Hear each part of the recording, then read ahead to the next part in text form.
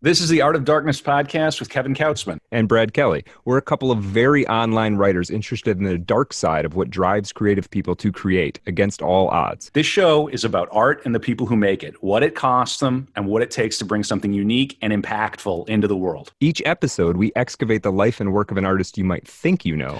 Don't worry, they're all safely dead. On every episode, we try and find out just what the hell was wrong with them and how they worked through their darkness to create something that lives on after them and continues to move culture. Find us online at artofdarkpod.com and on Twitter at artofdarkpod.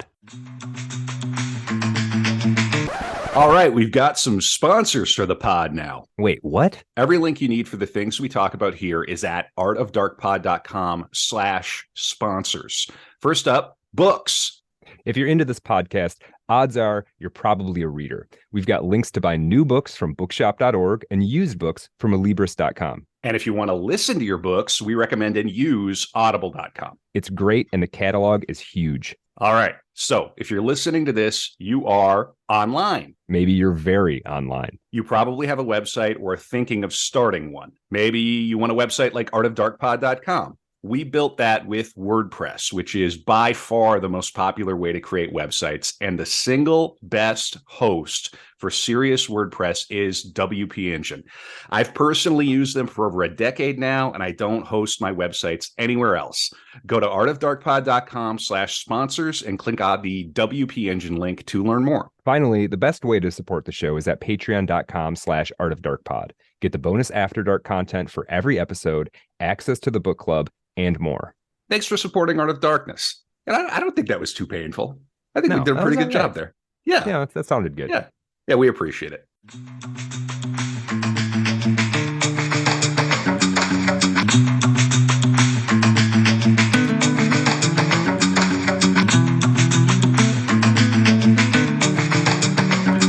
And welcome back. We are here. We just did an episode yesterday. I mean, if you're following along and keeping up to date, this is an evergreen thing, so maybe you're not, but we literally just did an episode on Marilyn Monroe.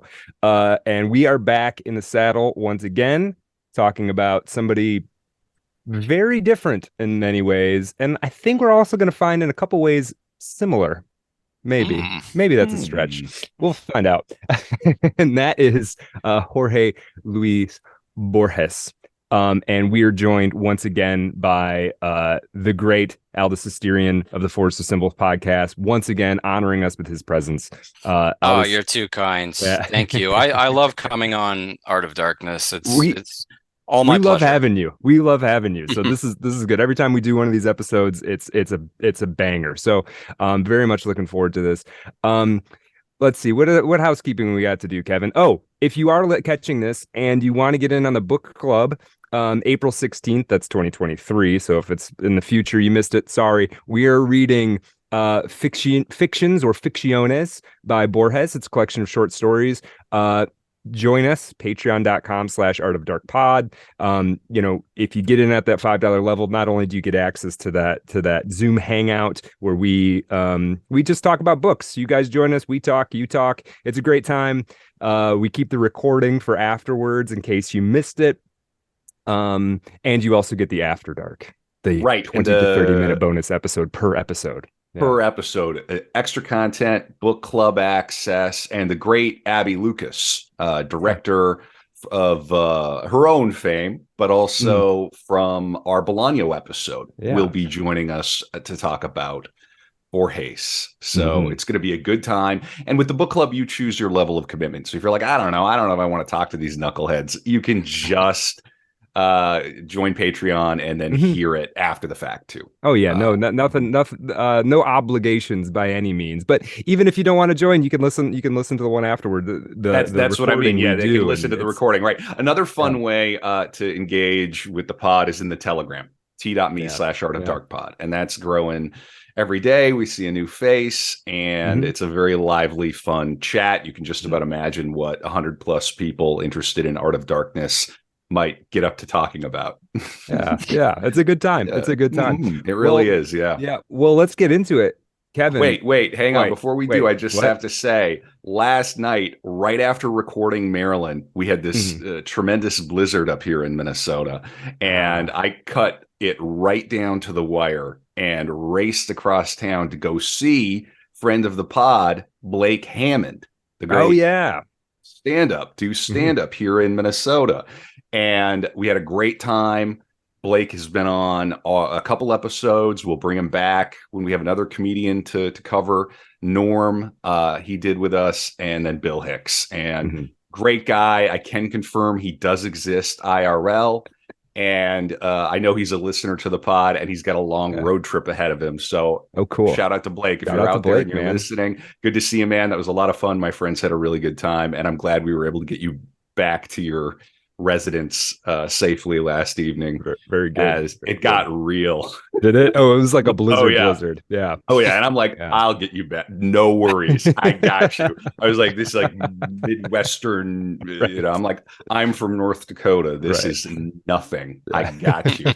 So I'm sure you guys know the movie Groundhog Day, right? Yeah. Oh yeah. The line that keeps running through my head is when he's like, there is no way that this winter is ever going to end as long as that groundhog keeps seeing his shadow. Right. That's what it feels like this winter. Yeah. It's endless. All right. You got one more. You got one more in you. So sun will come out tomorrow though. So all right, Brad. Now we can get into it. Now housekeeping is settled. Yeah. Kevin, what do you know about Jorge Luis Borges? Woefully little. I'm familiar. Obviously, he's a Spanish language writer, South American, seminal book of short stories, Ficciones.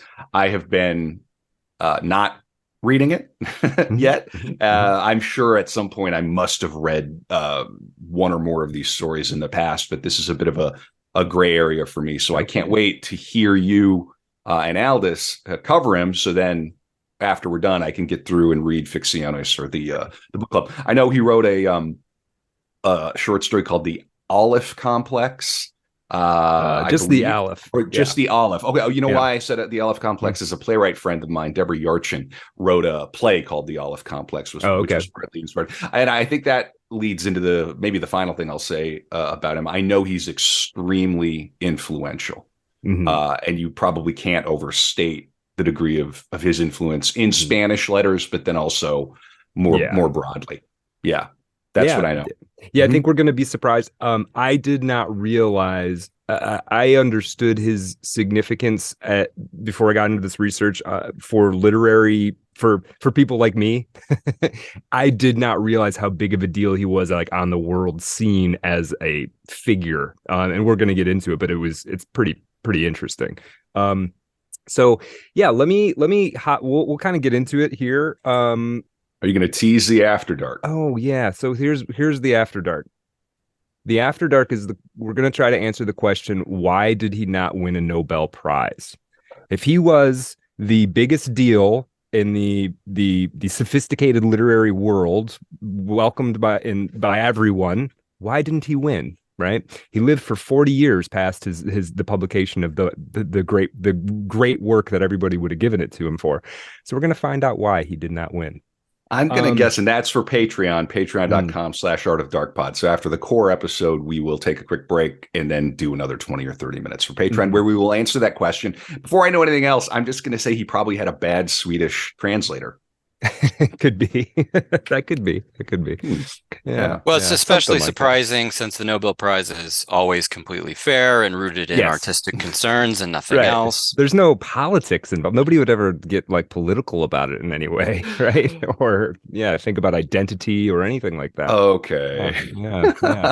Very good. Tease for the tease. That'll be fun. Yeah. Okay. Let me start. I was searching for like a little bit I wanted to read, and also just kind of start things off. And I know of Borges primarily as a writer of short stories, but I think you could look at his career. You could forget about all the short stories, and he still has an impressive oeuvre.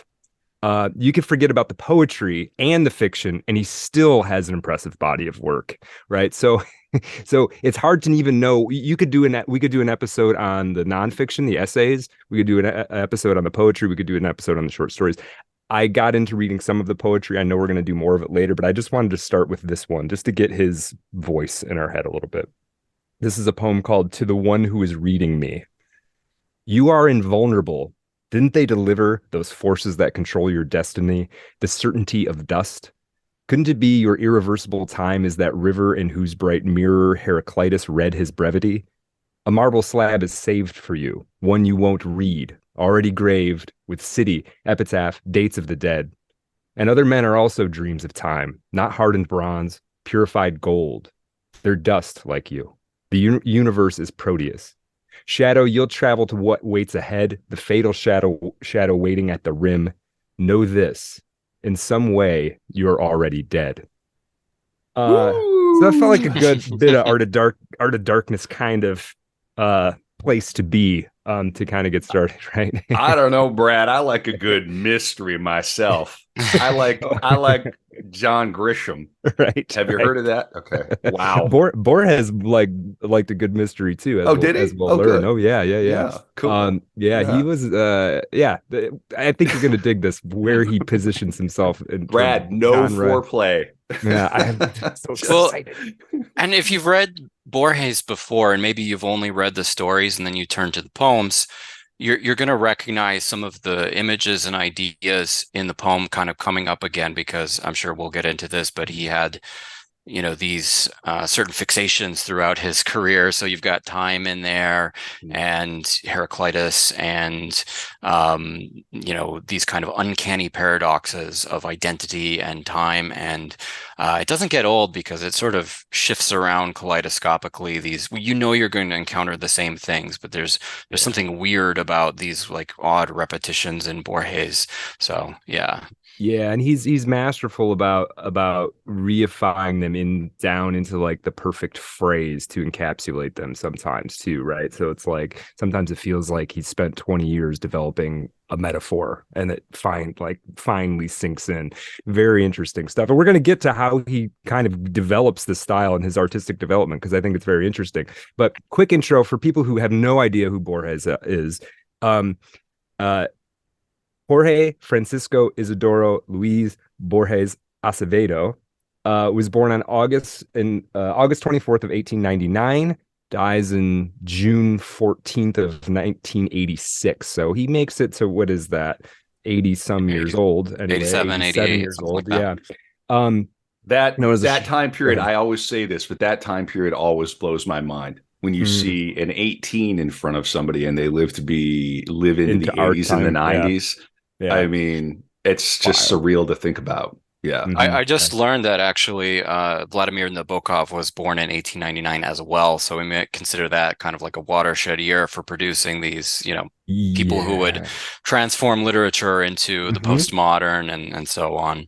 Didn't we learn that Disney was born in 1899? I can look it up again, I don't know. But that sounds right. Yeah. It's right. And well, hang on, Brett, and I don't mean to derail. Disney was born in 1901. But yeah, it's just that funny thing where they're born late enough that they don't see the Great War. They're not caught up in that as a participant. Obviously, it affected everyone.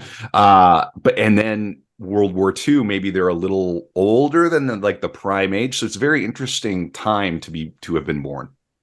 For sure. Yeah, absolutely. This is just from Wikipedia. Let's see. Borges' works have contributed to philosophical literature and the fantasy genre, and majorly influenced the magic realist movement in the 20th century by Latin American 20th century Latin American literature, which I think a lot of people know. But that's just sort of the one paragraph introduction. I'm going to try to convince you that he is significant by reading a passage from David Foster Wallace. When David Foster Wallace was reviewing, I got a couple Borges labyrinthian reference kind of things going, which feels very appropriate. So main source for biographical material is Borges, A Life by Edwin Williamson. Pretty well done biography. He does seem to take some leaps and kind of say, well, this is a speculation on the motivations for something that I don't know he always has the grounding for. So we're going to kind of try to asterisk that stuff when it does come up. But let me give you this bit from David Foster Wallace, who is writing a review of this biography. The truth briefly stated is that Borges is arguably the great bridge between modernism and postmodernism in world literature. He is modernist in that his fiction shows a first-rate human mind stripped of all foundations in religious or ideological certainty, a mind turned thus wholly in on itself. His stories are inbent and hermetic, with the oblique terror of a game whose rules are unknown and its stakes everything. And the mind of those stories is nearly always a mind that lives in and through books. This is because Borges, the writer, is fundamentally a reader. The dense, obscure elusiveness of his fiction is not a tic or even really a style, and it is no accident that his best stories are often fake essays or reviews of fictitious books, or have texts at their plot centers, or have as protagonists Homer or Dante. Whether for seminal artistic reasons or neurotic personal ones or both, Borges collapses reader and writer into a new kind of aesthetic agent, one who makes stories out of stories, one for whom reading is essentially, consciously, a creative act. This is not, however, because Borges is a metafictionist or a cleverly disguised critic. It is because he knows that there's finally no difference, that murderer and victim, detective and fugitive, performer and audience are the same. Obviously, this has postmodern implications, but Borges is really a mystical. Borges is really a mystical insight and a profound one. It's also frightening, since the line between monism and solipsism is thin and porous, more to do with spirit than with the mind per se. And as an artistic program, this kind of collapse of individual identity is also paradoxical, requiring a grotesque self-obsession combined with an almost total effacement of self and personality. Tics and obsessions aside, what makes Borges story Borgesian is the odd, ineluctable sense you get that no one and everyone did it. That's a little bit, I think that's a good, that when I read that, I felt like this is a pretty good overview of what's going on with Borges, the writer, Borges, the sort of phenomena, all of that. And that was DFW. That was, yeah. Okay, yeah. right. Who is cool. who is profoundly influenced by Borges. I think before we get into it, I think what we should do, and I'm acting like I just came up with this now, which is a good Borgesian move, is talk a little bit about one of these stories. And I think the one we want to talk about is, Aldous, how do you say it? Tlan? Okay, so this is a good, I was thinking maybe we want to confer with Kevin as someone who's probably employed the umlaut a little bit more. I know you studied German a little bit. I'm guessing because it's TLO with an umlaut N, and I'm guessing it's something like Tlun or something like that. Yeah. I'm just gonna, it's a little awkward for me. So at a certain point, I think you just have to embrace your barbarian American tongue, and I'm just going to say Tlan. Tlan, yeah. Tlan Akbar Orbis Tertius is the name of the story. And already at the title, you kind of know where you're at with this story, which is, he's going to give you a lot of these really strange words to deal with, and it's a little disorienting or destabilizing. We're drawing upon three different kind of linguistic register or linguistic traditions: Germanic, Middle Eastern, and Latin, right? And that kind of gives you a little flavor of Borges already. But I actually wanted to real quick comment on the DFW quote because I think it's really well observed. Because when I was listening to the great David Foster Wallace episode you guys did, by the way, and I was thinking about this idea of the postmodern and why, because Borges probably is the first full-blown postmodern writer. It's always dangerous to say, oh, here's the first, because you can always go back a little further and find some precedent. But what makes his version of that so unique and not kind of, because postmodernism can feel very precious or can feel very cynical or kind of painfully self-aware. And it's not like Borges never goes into that territory, but I think there's something kind of special and magical about the way that he does it, and it has to do with his I think he used the word mystical there, and there's something about the way he embraces skepticism and mysticism at the same time, this approach to total knowledge, and yet complete like unknowing. I'm getting a little like highfalutin before we even get into That's the all right. stories here, but sorry You about you that. have But to talk Borges. I feel like yeah, it's difficult to. It's kind of hard to dumb it down, and in some ways, right? and Yeah. he has the philosophical depth to do that, to actually like sell that. Mhm. So anyways, yeah, Tlan Akbar Orbis Tertius. Every time I reread it, it kind of blows my mind what he's able to get in there, the layered complexity of it, in a story that's probably not more than 10 pages. So I'm going to consult my notes in order to do Sure. the plot synopsis. But actually, probably what we should do is I'd really like to read.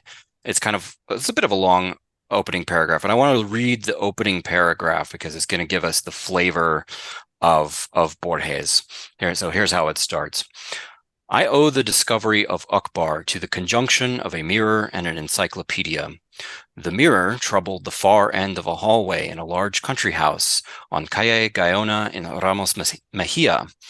The encyclopedia is misleadingly titled the Anglo-American Cyclopedia, New York, 1917, and is a literal, though also laggardly, reprint of the 1902 Encyclopedia Britannica. The event took place about 5 years ago.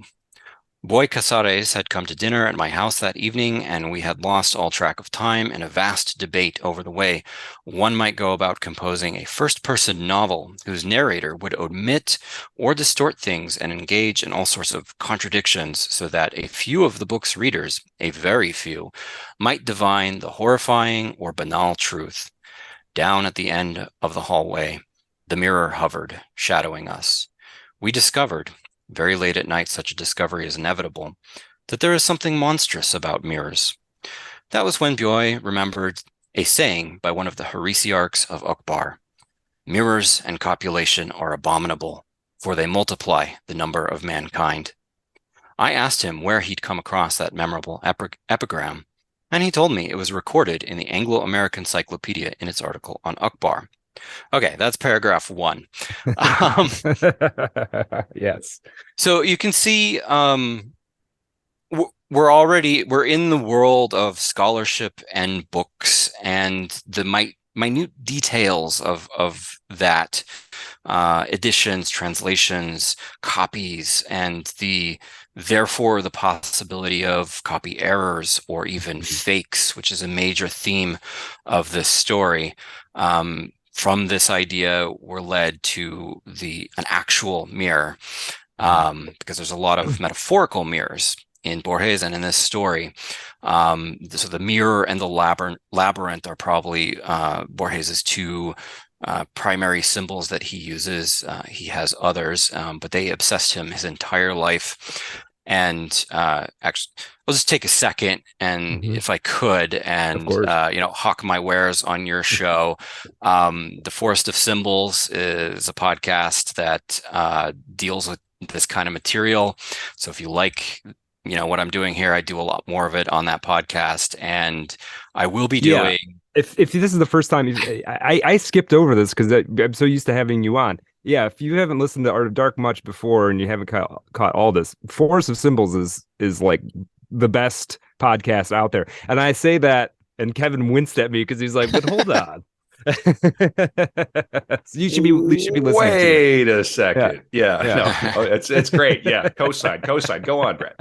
No, yeah, we'll be doing Borges related stuff this year, labyrinths and mirrors in particular, but of course those, goes beyond Borges, but yeah, that's kind of a good place to start. But anyway, so we have the mirror. We have the mention of this guy Casares. He was one of Borges's real life friends and literary kind of co-conspirators. If you're looking for more, like Argentine magical realist, for lack of a better word, literature, he has a little short novel called The Invention of Morel.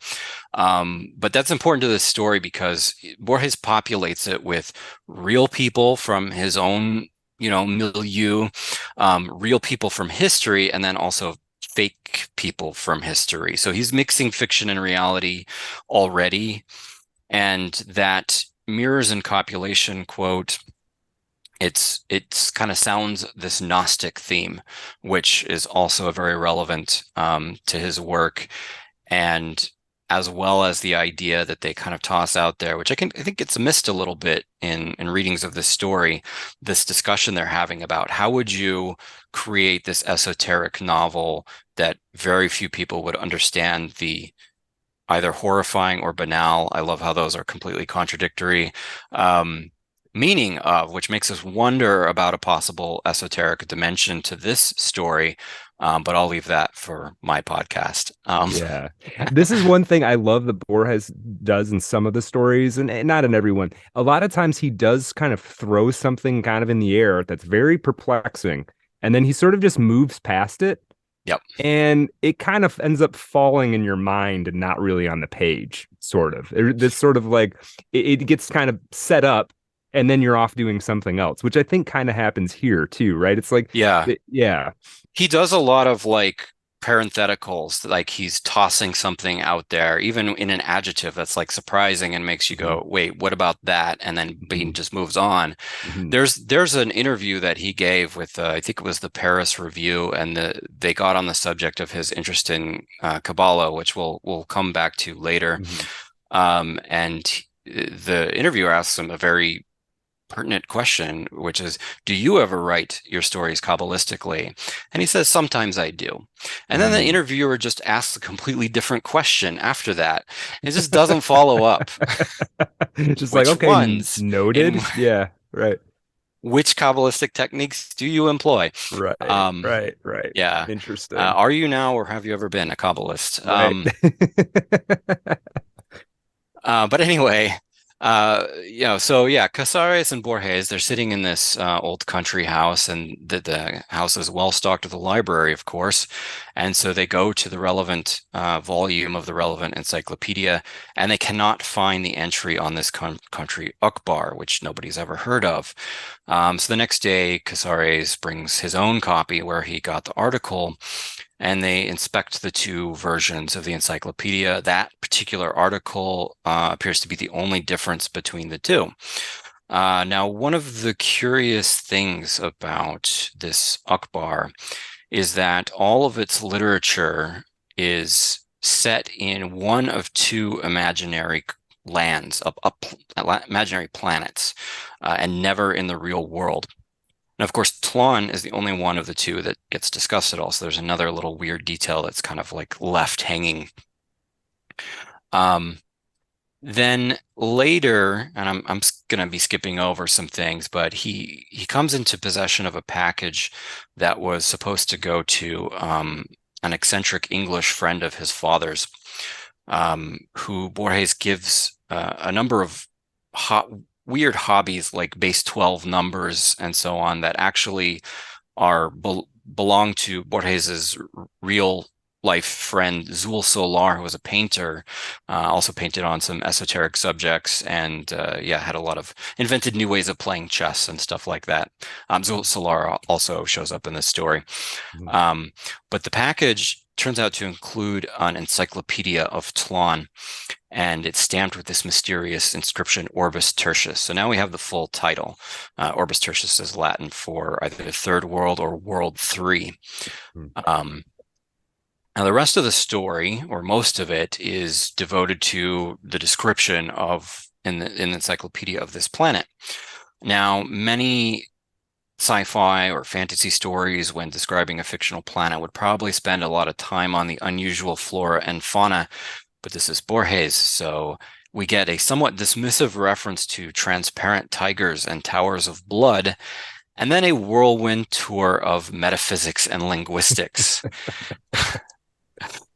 That's very metal. Yeah. Yeah. Towers of blood. Pretty intense. And we just move right by it. Yeah, I mean, Borges was obsessed with tigers, so that's another image that we get over and over in his work. But anyway, one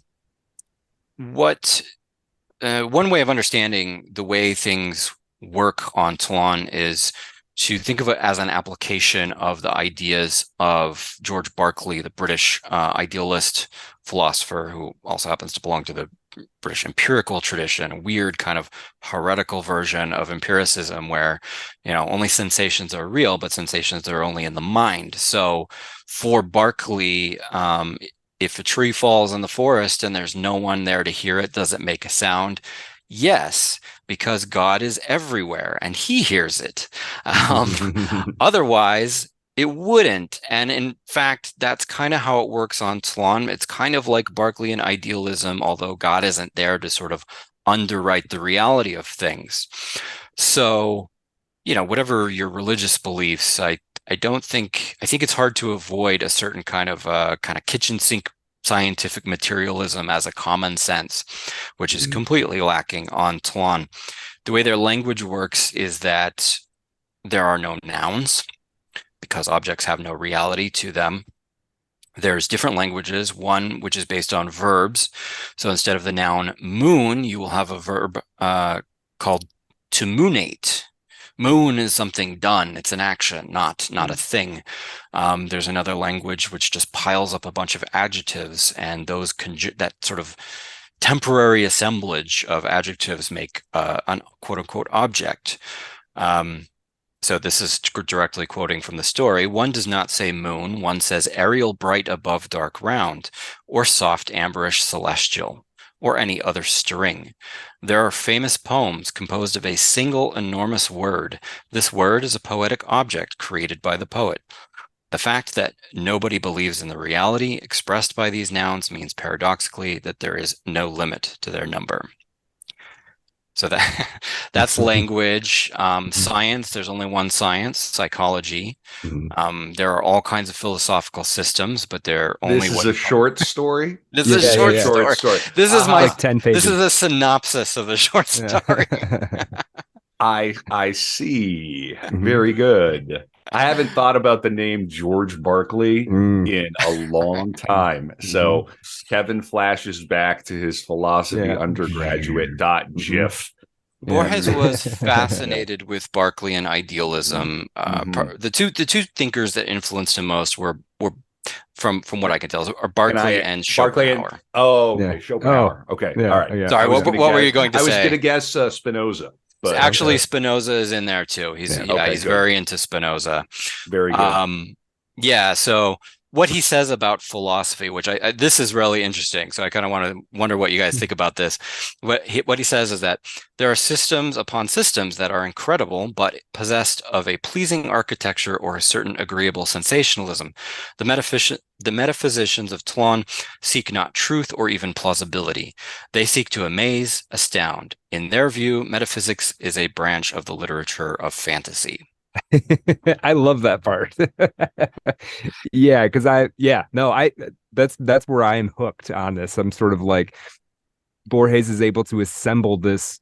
He kind of takes off on this. Okay, basically, we're gonna make what if everybody believed idealism in like their common sense everyday practice? What would things be like? And then he just keeps going with it. And then you do get to the point where like, well, yeah, any speculation about the reality of something is basically fiction. Right, because ultimately you don't believe in any of it. You don't actually believe in it. You think it's all just sort of a collective illusion or an individual illusion. Right, and logically, if there's no objective world for a philosophy to correspond to, there's no difference between fantasy literature and metaphysics. Yeah, it's the same thing, right? Although they do have a materialist scientific philosophy as one of the sort of heretical positions that a philosopher takes as at one point. But yeah, I mean, these are kind of like strange ideas to think about, but it gets even better or weirder because reality actually works this way. The way they think actually affects the way the way the world works, because he describes a scenario that someone loses a pencil. Two people look for the pencil. One person finds it, but he doesn't tell the other person. So the second person also finds the pencil. But the second pencil is the same, but it's just bigger. And they have all these secondary objects that are called Hronier. And these are things that are produced by the expectation of finding them. And you can't produce them by intention exactly, but if you expect to produce them, you will find them. Conversely, objects can fade or even disappear if they are forgotten.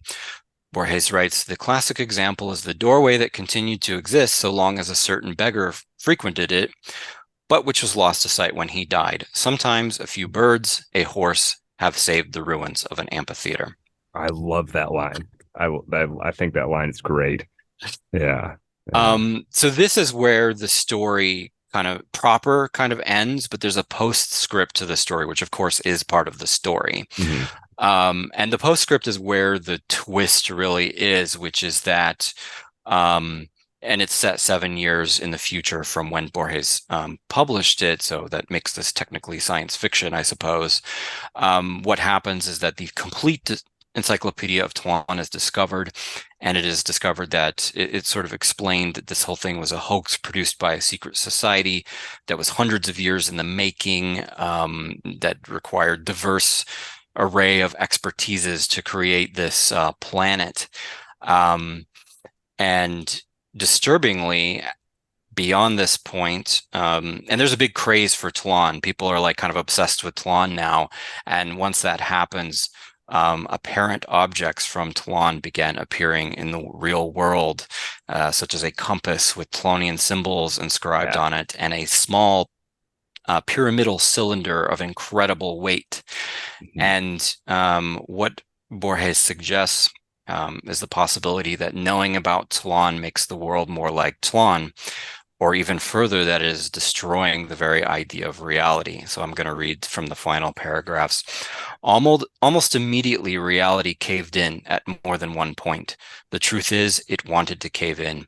10 years ago, any symmetry, any system with an appearance of order, dialectical materialism, anti-Semitism, Nazism could spellbind and hypnotize mankind. This is the early 40s, by the way, when he's publishing it. How could the world not fall under the sway of Tlon? How could it not yield to the vast and minutely detailed evidence of an ordered planet? It would be futile to reply that reality is also orderly. Perhaps it is, but orderly in accordance with divine laws, read in human laws, that we can never quite manage to penetrate. Tlon may well be a labyrinth, but it is a labyrinth forged by men, a labyrinth destined to be deciphered by men. Contact with Tlon, the habit of Tlon, has disintegrated this world. If my projections are correct, 100 years from now, someone will discover the 100 volumes of the second Encyclopedia of Tlon. At that, French and English and mere Spanish will disappear from the earth. The world will be Tlon. Okay, so the story briefly. Yeah, right. Wow. Yeah, so this is the kind of territory we're working with. Now, what I don't know if that got across, and I've read this story 4 or 5 times, most recently, like just the other day. And what I think it is maybe difficult to understand in that description, all this, which was great, you covered everything we could have wanted to, was how engaging it actually is. Like, that doesn't sound, that to me, there's a way you can give a summary of that, and it's like, well, okay, that sounds like an interesting, like, philosophical, like a thought experiment or something, but it's actually very engaging. You feel like you are sinking further and further into some kind of mystery as this is going along. And partially this is because Borges he's deceptively, his techniques are deceptively effective. Like, we'll talk more about it, but there's this clarity that he manages to achieve while still having sort of novel and interesting images that I find to be absolutely intoxicating. So I could have read Tlon being 300 pages. I could have just kept reading it. Didn't Bolaño say that this is the one book that he would have on an island or something to that effect? I told my wife this the other day. Okay. If I have one book I get to take with me, it would be the collected fictions of Borges, the big one, not the one we're doing for the book club, but all of it. Right. Yeah, you got to get the 3 blue volumes. That's the collected fictions, selected poems, and collected nonfictions. That's my opinion. But yeah, it's all incredible. Yeah, it's so good. Okay, so now we haven't really talked much about his life, but I wanted to get some of that out there. Now, I'm sorry if that was too involved. I know that took a long time, but not at all. That was great. We could talk all day just about that one story. No, that was great. I wanted to get that out there because I wanted people who aren't quite familiar with Borges to know kind of what we're dealing with on the literary level, right? This is a guy who can play that game of just intense philosophical reference and metaphysical sort of language games and still make it captivating as on almost like a noir fiction level, right? Just good, such good stuff. Now, to talk more about who Borges was as a person, we got to go back. So imagine sepia toned, right? Things are getting a little dim. The car's not around anymore. We're talking about the history of Argentina. And I'm not going to give you the whole history of Argentina. I'm going to try to give you the blow by blow because I want the audience to be able to see exactly where Borges sits in the history of Argentina. Sorry, or you're welcome for this Argentinian history. Actually, you should say Argentine, apparently. Argentinian, according to Borges, is a made-up word. They made up Argentinian so we would sound like the rest of South America. So we'd sound like Bolivians and Brazilians, but we're Argentines. So interesting. So, okay. If you don't know, Argentina is a major country by any measure. Second largest country in South America, eighth largest in the world, population of 46 million plus, right? So the Spanish Empire controlled South America into the 17th century. The general area known today as Argentina was split off the viceroyalty of the Rio de la Plata from the viceroyalty of Peru in 1776, with Peru remaining as the capital. It would later repel two different British invasions in 1806 and 1807. But when Ferdinand VII was overthrown in the Peninsular War, Napoleon installed his brother on the Spanish throne and things began to change because during the sort of instability of this, this opened the door for the May Revolution of 1810, which would lead to Argentine independence. In this May Revolution, the viceroy was replaced by the first junta, and there would be many juntas throughout Argentine history. A government essentially composed of the locals, which were a lot of people who were descended from Spain, mixed with native populations to varying degrees. The first junta wasn't entirely successful in suppressing royalist counter-revolutions, however, but had to sort of gain the coalition of a bunch of different groups, including disaffected Filipinos who'd moved there for silver mining. And this led to the Congress of Tucumán, the formal Declaration of Independence. So I know a lot of people will say, well, America's like the first time that like a colony rebelled and like gained its independence. Like, or something like that, where people moved from England to America and then rebelled against it. Argentina did the same kind of thing. It just took longer and didn't immediately lead to like prosperity that lasts up to this day in a continuous government, right? So you're very easy to kind of forget the story.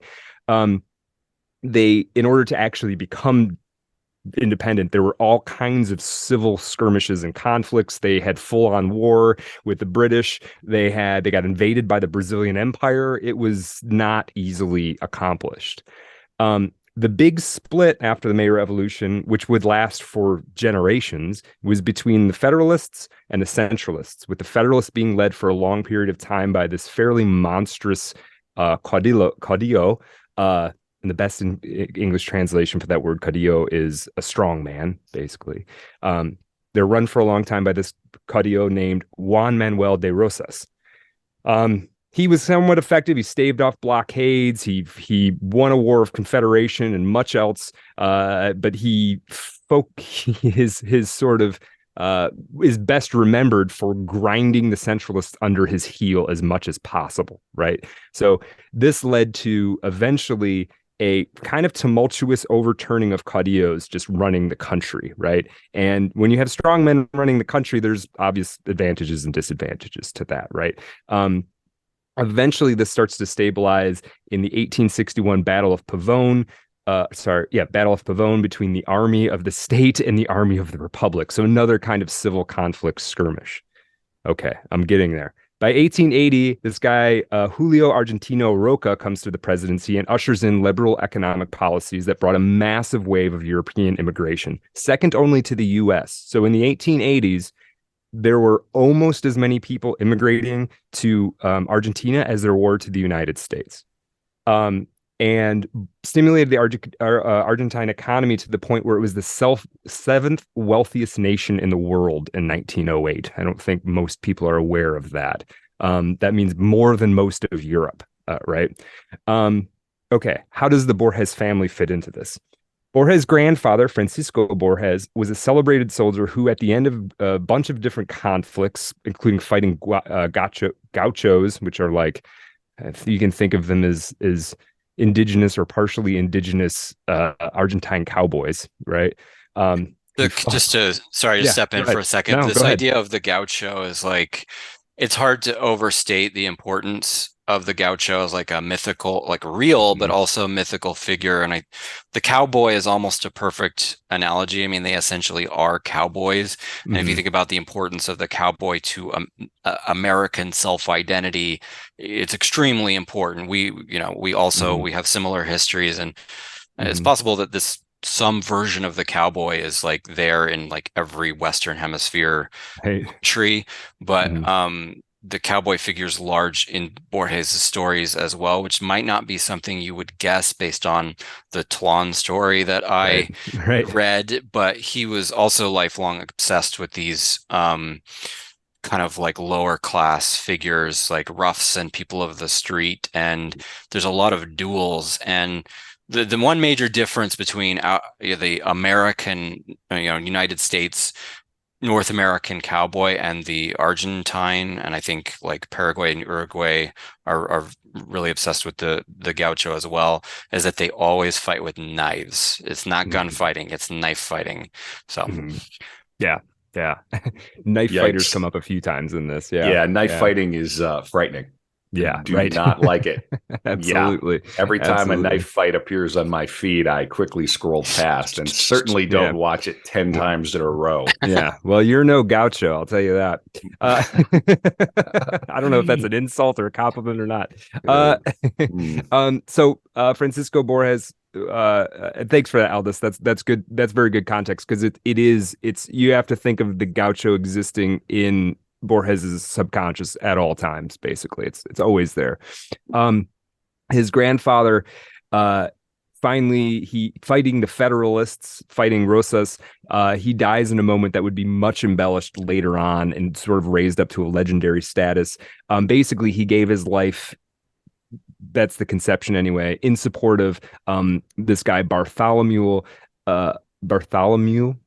I'm having a hard time saying that for some reason. Who would become the president who ushered in the modern state of Argentina? And there's a lot of turnover in leadership, but eventually that's who that's where we turn from this string of strongmen into the economic revitalization in the late 19th century. And Borges' grandfather figures into that in a military capacity, in a very important role. His great grandfather was the Argentine Colonel Manuel Isidor Suarez, who was a hero in the Battle of Junin. I'm sure I'm not pronouncing that correctly. This was a critical engagement in the Peruvian War of Independence, which was critical overall for the independence of South America. He was such a hero that there's actually a city named Suarez after this man in the Buenos Aires province, right? So Borges comes from this family of like they're almost, I don't know if they're quite founding father level, but they're like, if you had a grandfather who won and was a general in an important battle in the Revolutionary War, it's kind of on that level. And so things like land come down to the family that you end up getting taken care of to a certain extent by the forming government. He also had an English grandmother, Fanny Haslam, who had spent a bunch of time on the frontier and who sounds like a fascinating lady. She's born in England, has an English accent, and she's like living on the frontier with gauchos. Talks about her husband getting into conflicts with what she would call Indians, right? The indigenous population. It was very interesting. Um, so Borges is born into this, well-named, well-heeled family, August 24th, 1899, as we said, in the very middle of this Argentine economic renaissance. Shortly after he's born, the family buys two adjacent plots in the barrio of Palermo. Today, this is a kind of a desirable neighborhood, but at that time, it was at the far northwest edge of Buenos Aires, and it was primarily known for knife fighting. So again, knife fighting comes up again. Well, what do they say? You run toward a gun Yeah. and you run away from a Away knife. from a knife. Yeah. That is Yeah. a public service announcement from the Art of Darkness podcast. I In have a case you feeling our didn't listeners know, run Yeah. away from a knife. Right. run away. I may also run away from a gun. I probably Is run he away from saying both lean of them. into a knife? Oh, no. Right. Yeah. We always try to lean in on the pod. Yeah, that is scary. That is like if you have a culture of knife fighting. Yeah. That is, and there are like of famous knife fighters. There are like people who are known by their reputation as knife fighters, right? Yeah. Where they lived also was near an area of town called Tierra del Fuego, which was basically the spillover of the huge state penitentiary. That was like right down the street from where Borges grew up. So basically what they did, his father had this large house built over 2 lots, and it was basically the biggest house in the neighborhood. They had a windmill pump for what was apparently the freshest water in the neighborhood. They had trees and all of this stuff. And then they basically just locked Jorge and his sister in. It was basically for years, you kind of didn't leave the residence, which is important. The family is kind of an odd. They're kind of oddly paired up. His father and his mother. His father, also Jorge, was an anarchist and a bohemian, but he kind of comes from this reputable family with money. Who at one point was going to kind of ran off to Paraguay with a friend. They were going to start up an anarchist commune. But he eventually sort of changes his mind and decides to become a lawyer, partially to please his mother. That's quite a turn. Yeah. I'm going to dismantle the system from the inside, man. Right. I'm going to, yeah. It wasn't even like that. It was sort of just like, I guess this is a job you can have. Yeah. Right. Yeah. Mother won't be embarrassed. But he did go this. Yeah, this commune in Paraguay, the idea was it was going to be free love, man. Nobody's going to own anything, man. Right. It was that kind of thing. But in, the 1880s. Which is just interesting. He marries this woman, Leonore, who is very Catholic, bourgeois, and obsessed with her criollo. I can't say this word, criollo. Is that right? The one true faith. Yeah, I had to say it. Yeah, for the bingo card. Yeah. Would somebody tell me if this is right? Criollo, criollo. I think that's right. What on earth? Weird. What is it? It's basically if you live in Argentina or other parts of South America and you have like primarily Spanish descent, you're primarily Spanish, right? This is Creole. It's a class, basically. I see. Okay. Right. Got it. And so Borges's mother was obsessed with this. She believed they came from a great family, both sides, her side and her husband's side, and that this had been tamped down by the tyrant Rosas, and that they had basically been cheated out of their pedigree, right? They should be basically Argentine nobility, but as far as she was concerned. Instead they're just doing very, very well for themselves.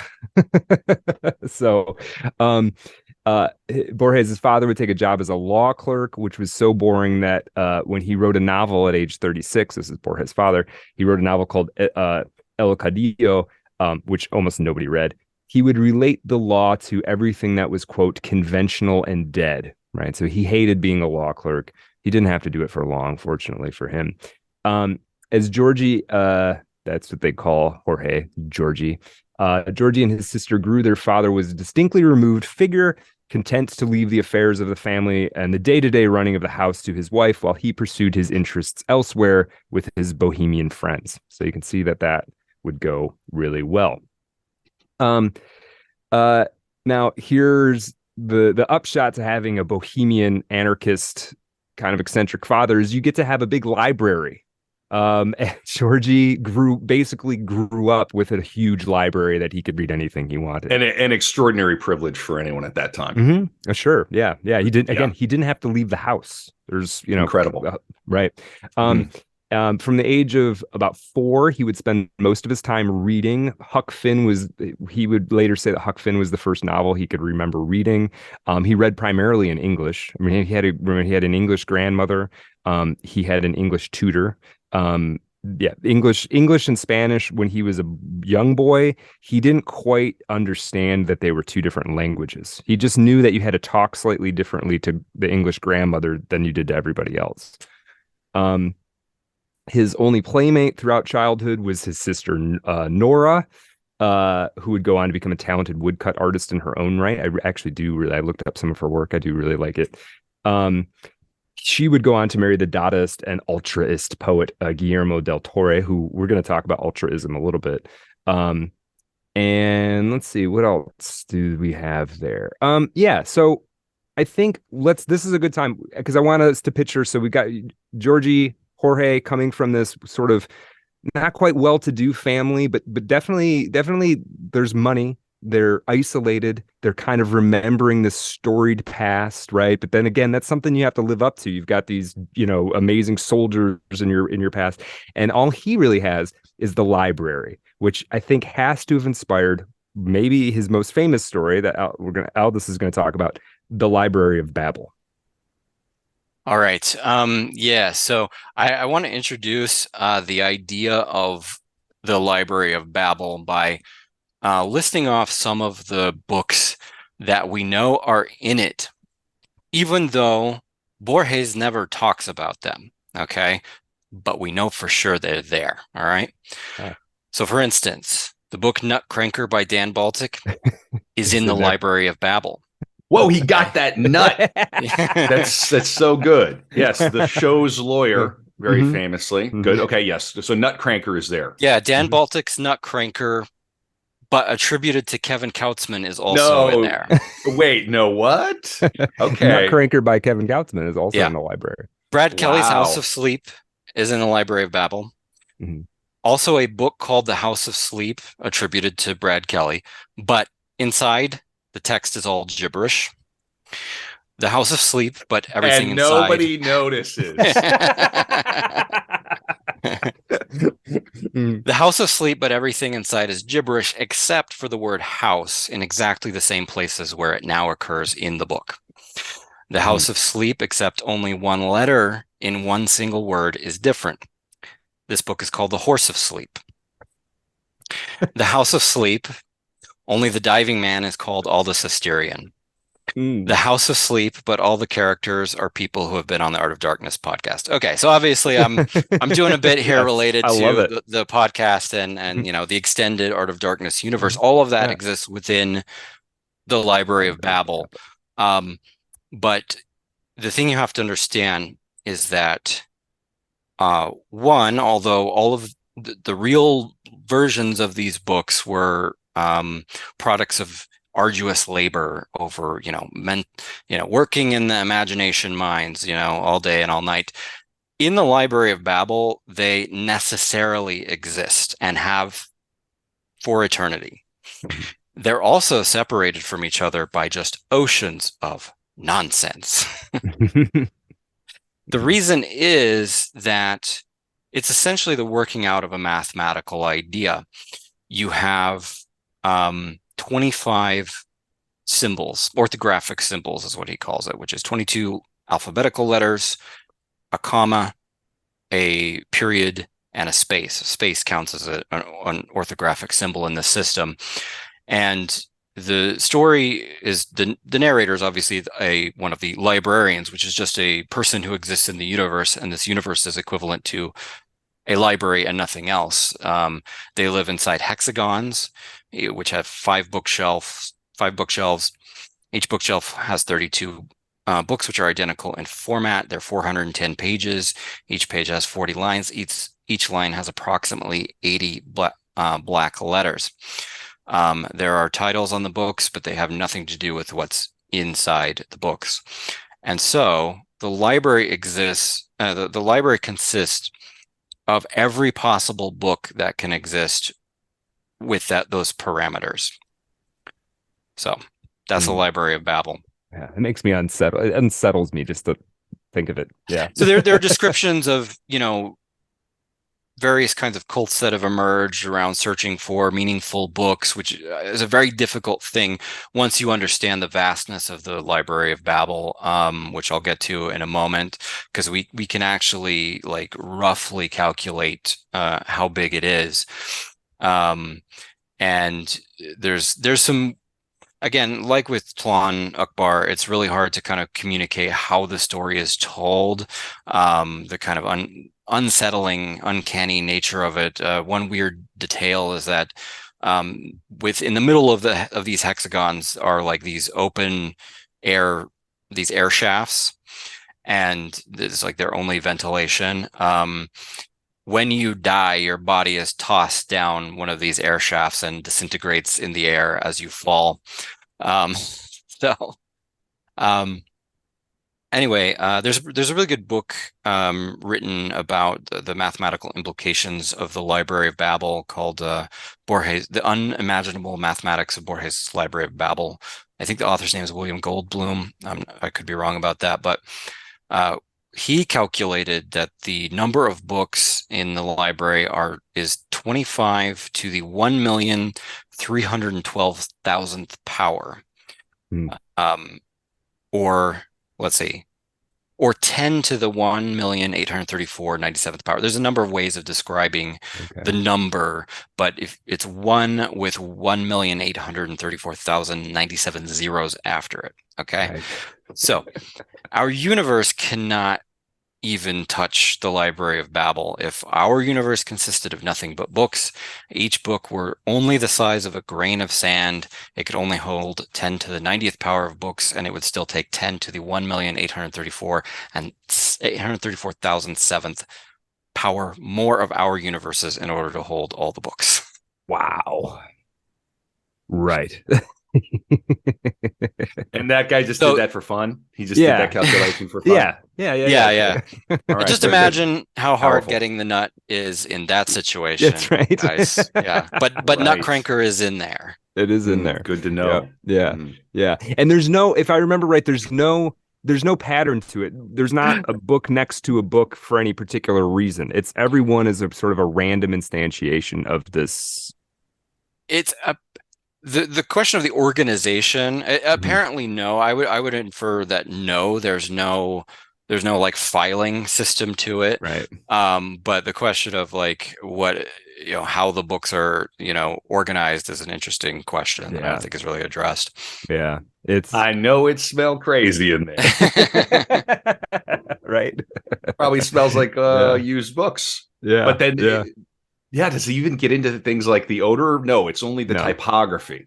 Okay. Yeah. Well, I don't remember exactly what physical details he does, but he does, he gives it to you enough that you can visualize it, right? He talks about the hexagon, and that ends up being a very striking image, as I recall. Yeah. I mean, the bees is the first thing that the beehive is what you're going to think of with the hexagons. I mean, it's just like a mathematically like perfect organizational thing, all of the hexagons kind of, tessellate. Yep. Yeah. But I do recall a detail of him saying that there are these little light bulbs that are insufficient and incessant, I think he says. So it's kind of like, he's kind of darkly funny with stuff like that. So. Yeah. I love that. Okay, so that's good. I wanted to make sure we're given this flavor of what some of these stories are like. Now, this isn't these. There are other kinds of stories, and other we talked about. There's poetry and there's nonfiction writing. I kind of hate the word nonfiction, but what else? What else are you gonna call it? I guess I love the word fiction as a way just to describe Borges's writing, because he has these stories that take the form of like philosophical proofs or reviews of non-existent books, and sometimes when you're reading his essays, they read the same way that the stories do. Yeah. So rather than thinking of them as stories, just thinking of them as fictions, which really just means a made up thing, is an interesting kind of conceptual category. Yeah, I do like that. I want to set up a couple of things. I'm going to read a little bit from the Edwin Wilson biography again, just because I want to set up a couple of things that are going to stick around with Borges for his whole life. And we're going to see these kind of come up a couple times. Okay, so this is again in his childhood. Quote, young Georgie, however, felt overwhelmed by the force of this collective female yearning to recover the glories of the past. This is his mother talking about the honor of the family, right? It transmitted to him an expectation that he somehow take up the hero's sword once more and fill the void at the heart of the family's self-esteem. In his autobiographical essay, Borges was quite explicit about the effect upon him of this ancestor worship. This is quoting Borges. As most of my people had been soldiers, even my father's brother had been a naval officer, and I knew I never would be, I felt ashamed quite early to be a bookish kind of person and not a man of action. The sort of honor undermined Borges's faith in himself to such a degree that he felt he could not be truly loved by his parents. Okay. A little further down the page, the boy was a worry to his parents. Like many premature babies, he was weak and sickly, his eyesight was poor, and when he started to talk, he distorted words so badly that his mother became concerned that his hearing might not be normal. He was also an extremely anxious child who suffered from frequent nightmares. The terrors that seized the boy seemed to have been connected with the sense of inadequacy that afflicted him as a child. He used to have bad dreams about peeling off his face and finding someone else's beneath it, or of taking off a mask only to discover that he was wearing another. Similar anxieties invaded his waking life, too. He was frightened of mirrors, even shrinking from his own image when he saw it on the polished mahogany of the furniture in his bedroom. At times, he imagined he could see someone else's face staring back at him, and he hated having to look in the mirror anyway, as if his own reflection threatened to rob him of the sense of who he really was. Quote, as a boy, I used to fear that mirror might reveal to me another face or blind impersonal mask, doubtless hiding some atrocious being. A horror of reflections would lead to his perverse fascination as an adult with doubles, reproductions, copies, facsimiles, translations, with anything indeed that could undermine the uniqueness of an object or a person by dint of repeating it. In one of his poems, he would call a mirror the stuff of magic, because you dare multiply the number of things we are and which define our lot. After I am dead, you shall copy someone else, and then another, and another, and another, and another. So some of the stuff we're seeing in Tlan, Library Babel, it's bubbling up, when he's a child. I was interested to know what his education was, because he's one of these people who, I don't know who the most well-read person ever was, but Borges is up there. Read everything, it seems, up until the point where he lost his vision, which we're going to talk about later. But the truth is he barely had any schooling at all. When he came time to go to school, remember, he's living in this near Tierra del Fuego. His neighborhood's known more for knife fighting than anything else. The school nearby was for poor kids from that neighborhood, and so his parents didn't send him at first. They kept him with his English tutor, Miss Tink, and then of course he had the library. He had his father who encouraged his reading and also taught him some basics of philosophical territory that Borges would cover later, teaching him about idealism with capital I, Zeno's paradox, and other stuff. Right. I want to read you a little bit. Honestly, I think that I read my rich anarchist father's library beats any Oxford or Sorbonne you could, come up with. It does. It does. If you're a smart reader, yeah, absolutely. Absolutely. This is a reminder that if you subscribe to Patreon and you want Art of Darkness to print you an MFA, we will do it. We will print it for you. You might have to pay for postage. Yeah. But if you subscribe for long enough, yes, just email us at artofdarkpod@gmail.com. It'll have Arts. Comic Sans. Yeah.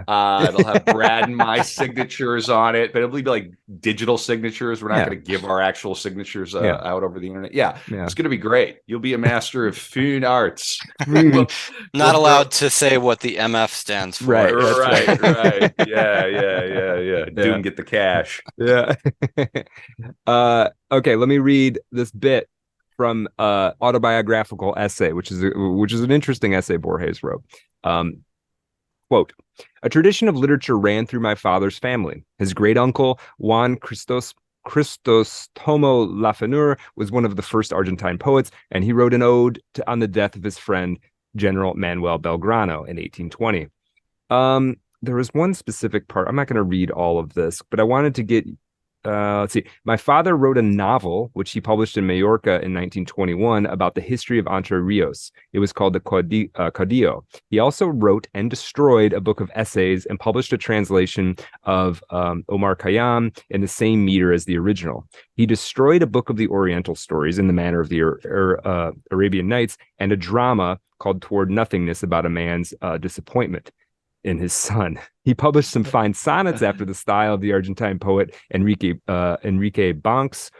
And from the time I was a boy, when blindness came to him, it was tacitly understood that I had to fulfill the literary destiny that circumstances had denied my father.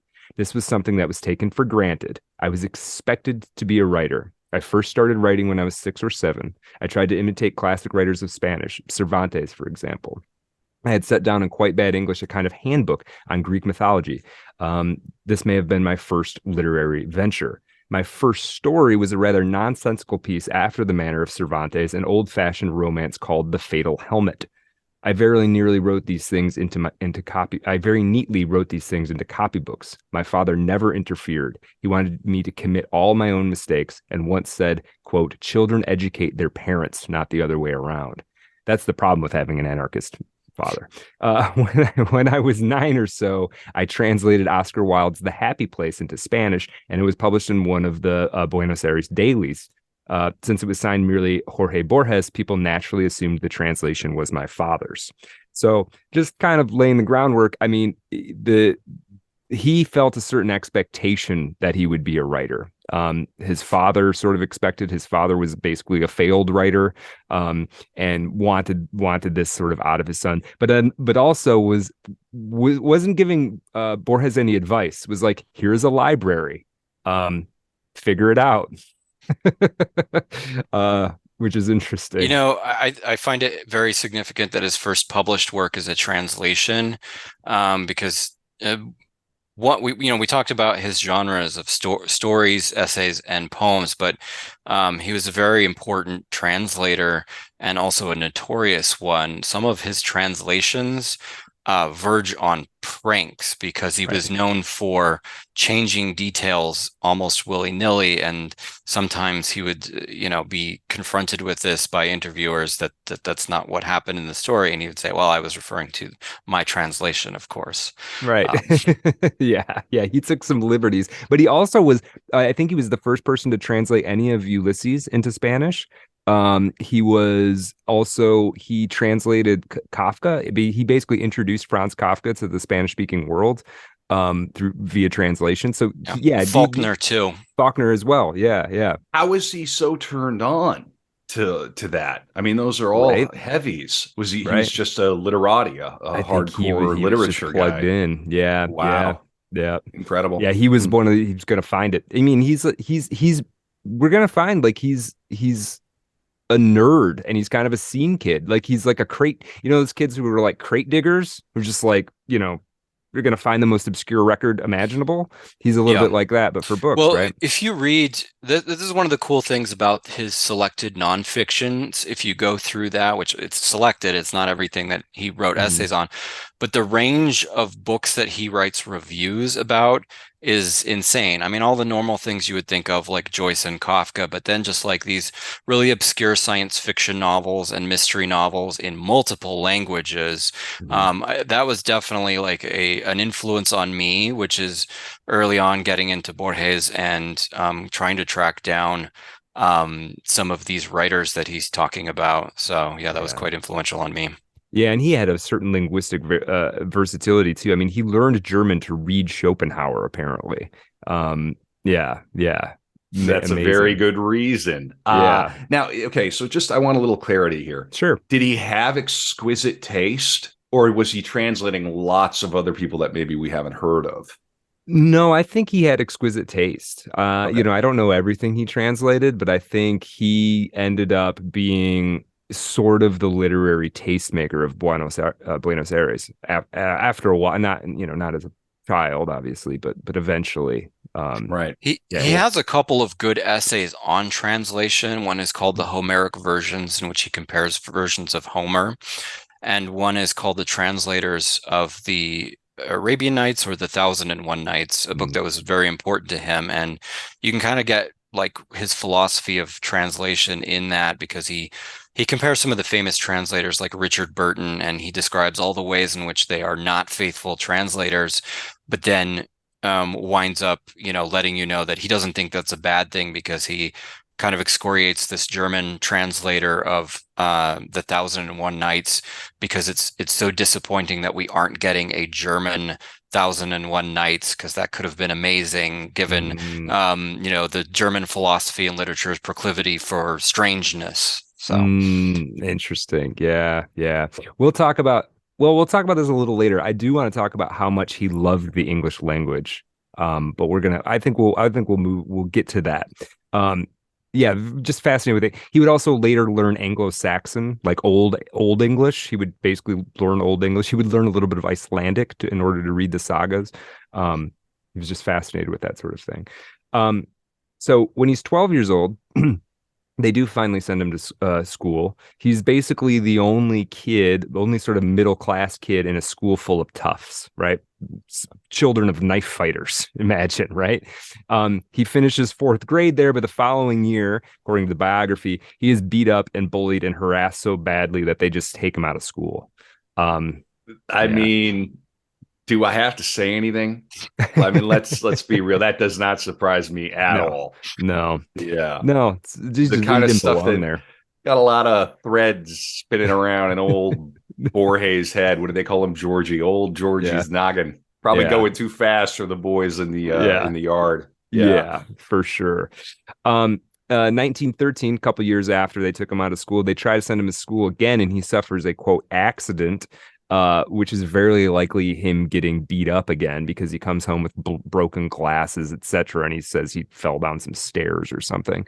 All of this combined with the fact that his father's, whose health had taken a real dive and whose vision was getting worse and worse and worse, and who was also having a sort of a midlife crisis, according to Edwin Williamson, they decide they're just going to move the whole family to Europe for an indefinite period of time. So, as you do. So the whole Borges family, dad, mom, Nora, Georgie's sister. There is something that's more satisfying about being beaten up in the old country. Well, a little bit. That's right. There's more context somehow. It feels like you're more connected historically to your ancestors who were also beaten up. Right, in the old country. That's why they left. That's why they left. What are we doing back here? They also took Grandma Suarez, which I just think is a charming detail. She came to Europe with them in February of 1914. The plan is for Borges's dad and mom to drop the kids off with Grandma in Geneva, and then they're going to go tour the continent before everybody settles in London. However, 1914. There's other stuff happening in Europe. You might have heard about it. World War I interrupts. They end up staying in Geneva through World War I, basically. They put Georgie into school there. They lie that he was younger than he was, because it was the only way it was going to work out at this particular school. And so he kind of struggled socially and with the curriculum. He didn't know any French, and it's a French school. He eventually learned French, of course, because, we're talking about a 190 verbal IQ kind of guy, I think. Switzerland's a perfect country for him because they have 4 official languages. Right. Can you name all 4 official languages in the Schweiz? Swiss, German, French. Nope. No. Swiss is German. Come on. Schweizerdeutsch. It's a trick question. No. It is a trick question. So it's German. It is French. It is Italian, and it's a 4th one, Retro-Romanish. Oh yeah. What is that one? What is that? Have you? I'll come. I've never back. even heard that word. I will come back with an explanation of what Retro-Romanish is. Okay. Yeah. Okay. Yeah. Holly hello to the. Okay. Is it related to Grüß Gott. gypsies at all? I'm going to find out. Okay. It's very obscure. This is perfect for the Borges episode. Brad, you proceed, and I'll come back at an appropriate time. Okay. All right. So they put Georgie in this school. And his father, there's a funny story. His father's getting bad vision, but his father's also kind of a philanderer. So there's a story about his father being on the street in Geneva and making a pass at a woman, and the woman turns to him, and it's his wife. Which I just think that's hilarious. And he can't see. He just sees like, the shape of what may be an attractive woman. And he says, "Oops, sorry, thought you were somebody else." I thought you were somebody else. I'll see you later. What's for dinner? Yeah. Georgie would make some friends here. I've gone down the rabbit hole of retro romanche. Okay. Yeah. Okay. I for some reason I thought it was retro romanche or whatever, but it's romanche. After Dark, patreon.com/artofdarkpod. We're going to go into this. It's very fun. Okay. I like it. I like it. Yes. Okay. Good. All right. Georgie would make some friends in Geneva. The two best friends he had were a couple of Jewish kids, and this would be significant later on because he would stand athwart anti-Semitic trends in Argentina later in his life, and it's probably partially related to this experience with two of his best friends. His first real friends were a couple of Jewish kids, right?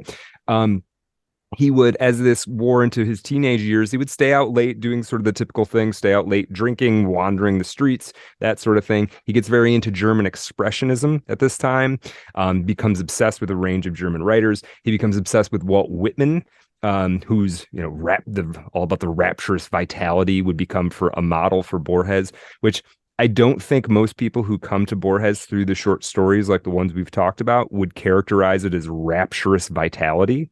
But this was something. This was a touchstone for him. Was this kind of Whitman-esque transcendent quality? Borges would become something of a revolutionary, sort of sympathetic to the communists, never quite a member of them.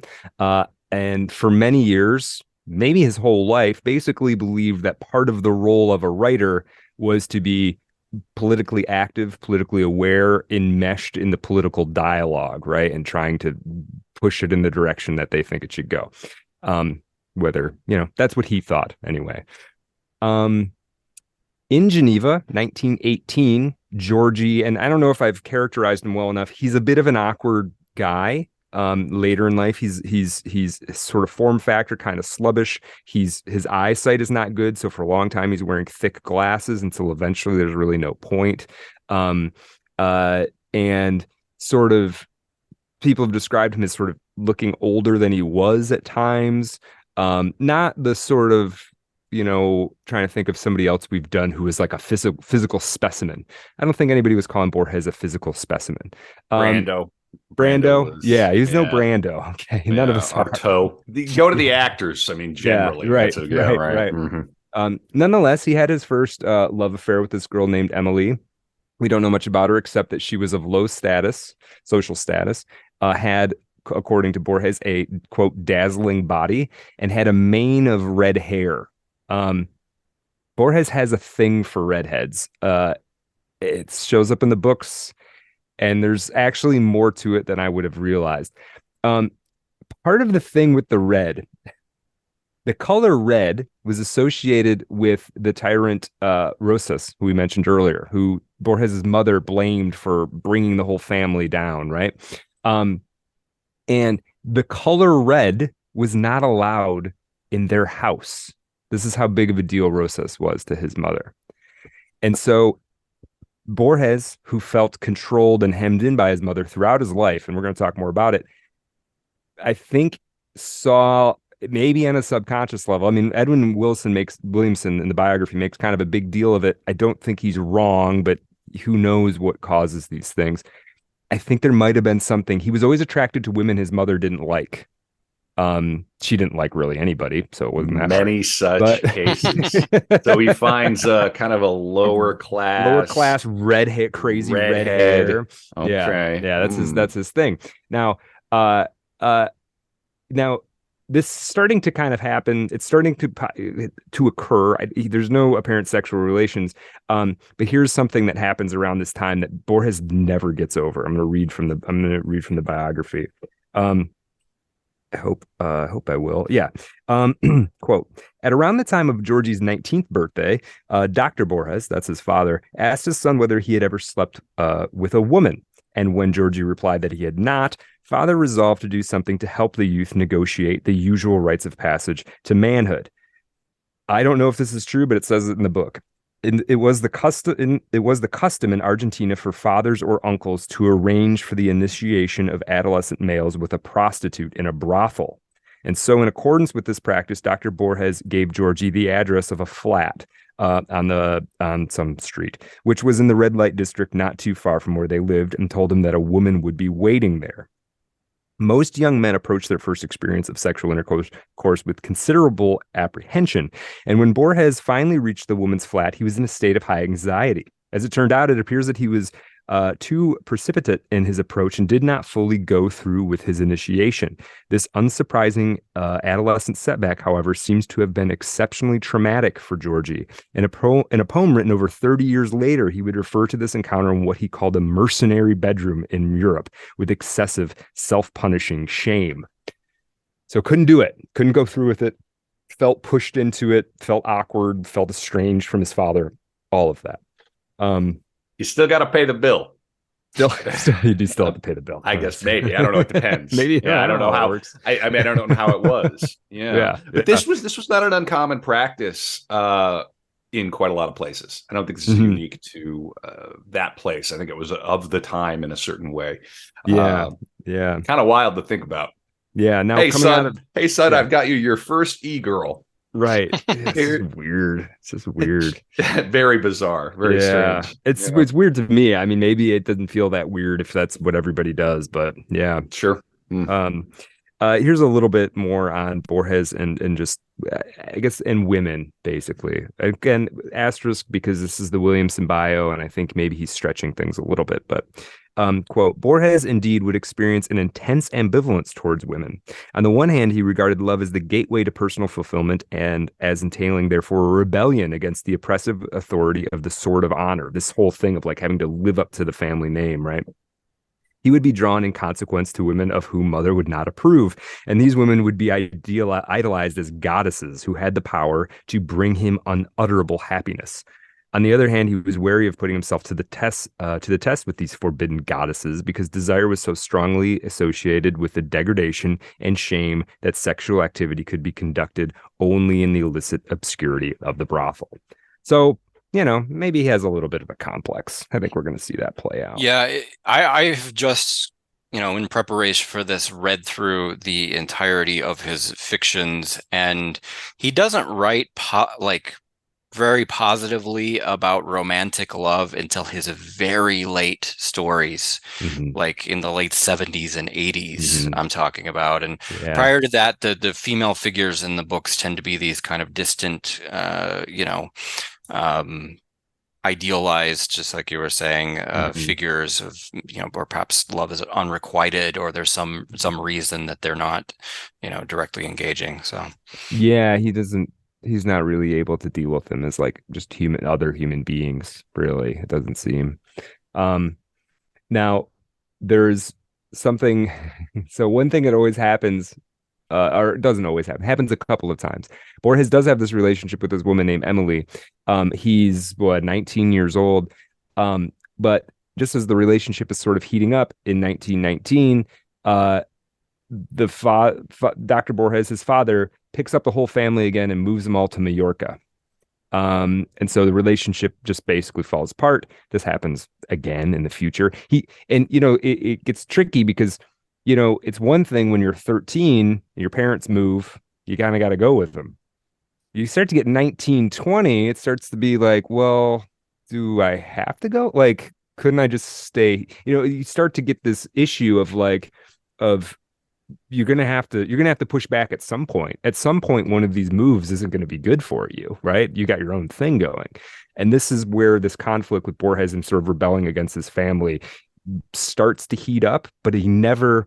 Well, we're gonna see.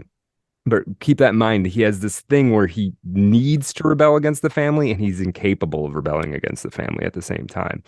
In Mallorca, he's writing a little bit. They live there for a while, and then they live in Seville for a little while, and then in Seville he meets the Ultra. All right, so the Ultraists, or the practitioners of Ultraism. Uh, what is this? What is the Ultra? Which I think is a cool way to call it, the Ultra. Basically, it's a Spanish avant-garde movement inspired by the civilian writer Rafael Cancinos Asins, who happens to be the cousin of Rita Hayworth. For, I don't know, just unusual. Didn't Only expect 25,000 people alive at a good right, time. right. Yeah. All He ties called. together. That's They're right. all That's right. translating each other too. That's right. Yeah, yeah, yeah. This guy called, and where the ultra comes from, this guy called for young poets to become, quote, ultra romantic. This was inspired by the works of Apollinaire, Marinette, Jean Cocteau, and a number of others working in France and Italy. Basically, it was the Spanish avant-garde inspired entirely by French and Italian writers, mostly, a little bit of German expressionism. Borges would end up getting a lot of inspiration from this movement. He had a lot of excitement about just being part of a scene. Remember, he didn't have friends growing up either. Like, he just started having friends as a teenager. Now he's like 19, 20. He's meeting all these other literary people who are doing interesting things. So, he doesn't have a job. He doesn't have school. All he has to do is whatever he wants to do, basically. And so he's getting great deal of fulfillment out of hanging in the tertulia, which is basically just a salon, except you have it at like a diner or a bar. Long conversations into the night, long and deep into the night, fueled by booze and coffee and cigarettes. Until he came around eventually, he started sort of as an outsider in the ultra movement, and then kind of gravitated towards the center of it, and began to understand that what the ultra was, the Spanish avant-garde, was, quote, above all, an attempt to create new myths, to write in a way that would allow each artist to form a universe in his own image. This is an important waypoint on the evolution of Borges into the writer that we know, because at this point, obviously, he's not. He's written some poetry and a few other odds and ends. From the Ultraists, he takes this notion and the techniques associated with it of plastic metaphors, concision, created images, which these things I think still live on into his later work, right? From the symbolists, he's taking sanctity and primacy of the metaphor. From Whitman, and to some degree the Ultraists, he's taking the importance of creative passion, of confessionalism. Interestingly, he talks about Argentina being a very stoical country, which I don't know if that's true. I've never spent any time there, but he describes Argentine personality as being very stoic. I don't know how true that is. I'd be interested to know. Early in this ultra time period, he would begin to recognize and try to express this sort of he's evolving as a writer, so he's starting to understand his own mind a little bit, right? Up until the point of meeting the Ultraists, it's all about what he's read, and he's starting to kind of look in that mirror a little bit, because remember, he's a young man. He doesn't even want to look in mirrors, doesn't even want to see his face reflected in mahogany, right? But at some point he's got to start taking a look at himself, and it's when he's in these conversations with these Ultraists, because he's saying to himself, well, okay, what am I? What do I do? What do I write, right? And it's all about the individual expression. So very, very interesting stuff. And he's taking Whitman as a model, which I did not see coming, frankly. I did not think Borges was going to be influenced by Whitman to this degree. I'm sure we're going to get into this later, but there is something like he does something with that Whitman influence. Like there's an aspect to his writing, and he becomes like the master of the heterogeneous list, which I think is something that he does get from Whitman, but he makes it Borgesian. It doesn't really sound like Whitman, but yeah, I agree with that. Yeah, we'll talk about it. I think in the Aleph, when we talk about the Aleph, we'll talk about that a little bit more. The ultra movement would grow into journals and all of these sorts of things, a lot of which Borges would be intimately involved in. And then Borges writes an ultra manifesto. I'm going to read a little bit of that. We love manifestos on Art of Darkness. In this quote Is that on Art of manifesto, Darkness bingo? it Is that should be. manifesto? We're gonna get somebody's got to do one for 2023, and I think We've got as mother a issues today. Mother We've issues. got yep, manifesto. German, Yeah. right, yeah. Uh, Links to all manifestos will yeah. not be found in the show notes. No, we don't. We We don't want the provide those. pod to Yeah, thrive for a very long time. that's right. In his in his manifesto of the Ultra, Borges made a distinction between the quote passive aesthetics of the mirror and the quote active aesthetics of the prism.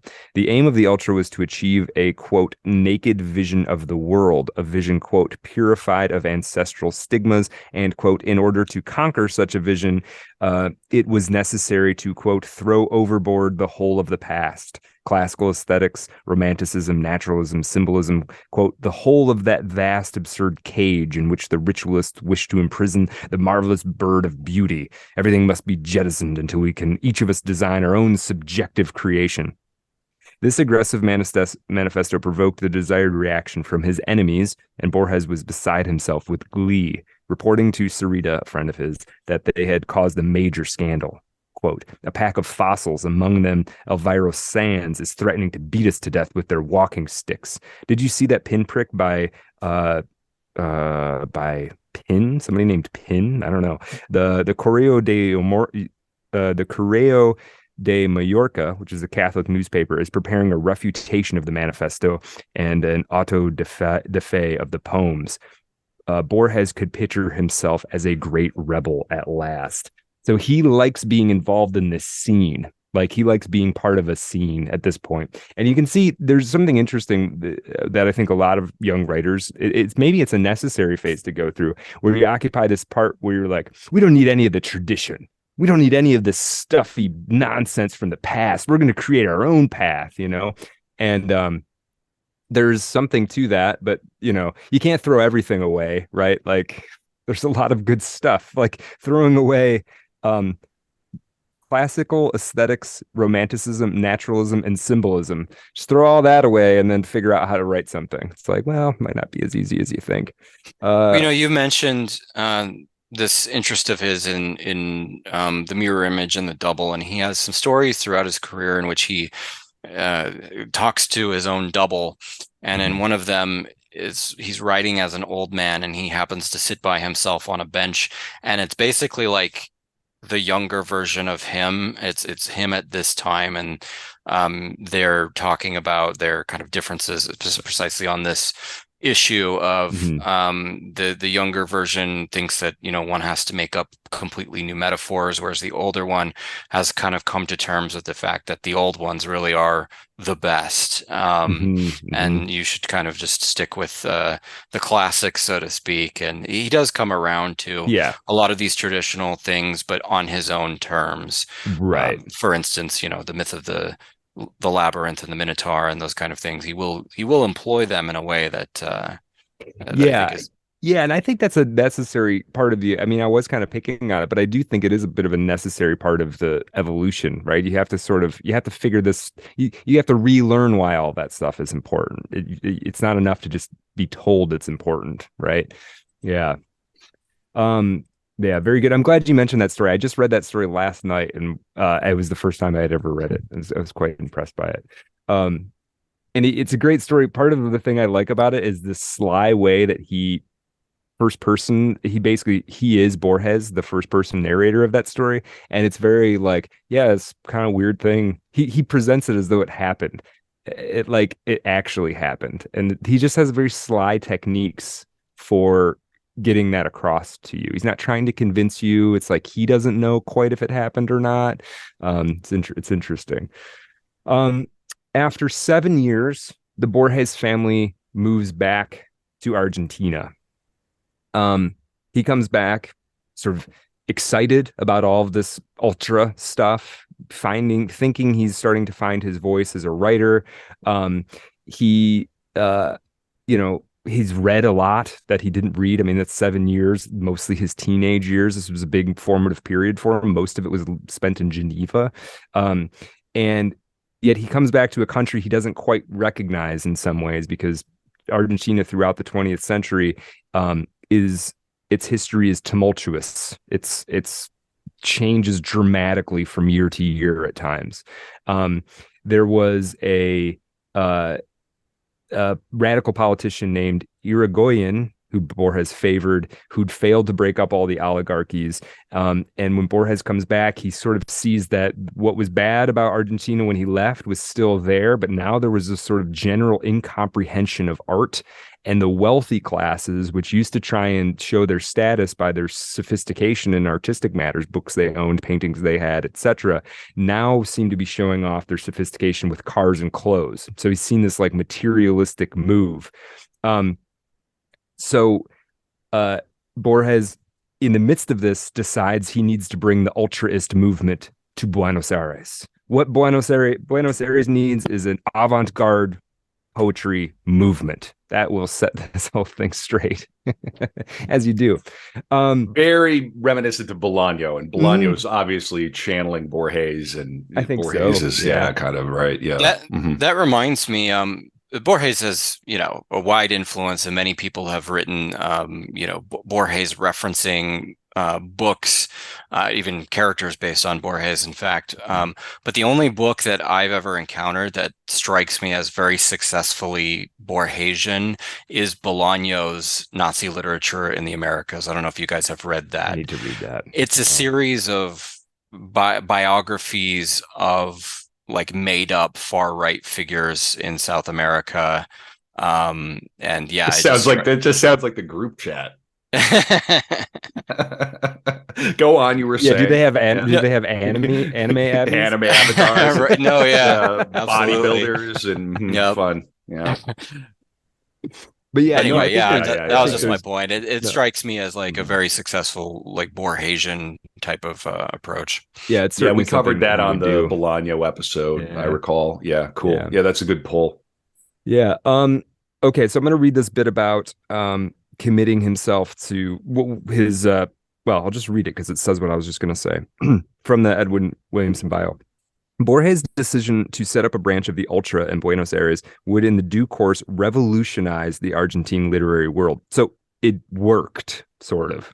Up till then, the European avant-garde had made no impact at all, and Argentine writing was still under the influence of Modernismo, a movement based on the French symbolism and Parnassianism, which had been founded by the great Nicaraguan poet Rubén Darío in the 1890s and had spread to all Spanish-speaking countries. Dario's disciple in Argentina, Leopoldo Lugones, was the country's preeminent poet, and his Lunario Sentimental of 1909, a late modernista work, still enjoyed immense prestige. Right, so this is the world he's in. It's got its particular style. It's almost what we would call in America like a regionalism. And Borges is going to show up. He's going to try and get some friends to write stuff. Their first big movement is they basically do a quote literary journal that is basically wheat paste posters that they put up around town. And it was either the first or second edition of, they put 1,000 of them up around Buenos Aires, right? So they were like taking it to the street. It's very, very intentional, right? And very, very idealistic and, very enthusiastic and really going for it. Borges would, evolve from this point to the writer we come to know. There'd be a lot of growth, but the enthusiasm runs deep. Okay, so right, this is we're in the territory of poets as street gangs. Yeah. And he's 20 years. He's 20 years old. He's romanticizes knife fighters, right? Like, yeah. It's a Clockwork Orange, but they're posting poetry. Right. Those poets. This will do it. This will show them. Yeah. This will show them. Mm-hmm. We're gonna change the world. Right. Energy we need, guys. Right. It's true. Yeah, it's true. I mean, and he did. So I don't know. That's the other thing. He becomes like the most one of the most influential writers of his generation. Yeah. There you go. So he pretty quickly becomes a name in the avant-garde. Well, not even a name. He's the center of the avant-garde world in a lot of ways in Buenos Aires. And he is now, of course, that makes him an available bachelor. Plus, like I was saying, he doesn't have to work.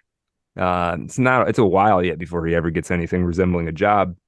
Um, uh, he meets this girl, Concepcion Guerrero, who becomes what you might call his second love after that woman Emily in Geneva. Um, but we see a trend happen here, or a trend continue. Borges' mother does not like Concepcion. She doesn't like any of his potential lovers throughout his life. But the big part of the reason is she is from a recently immigrated family.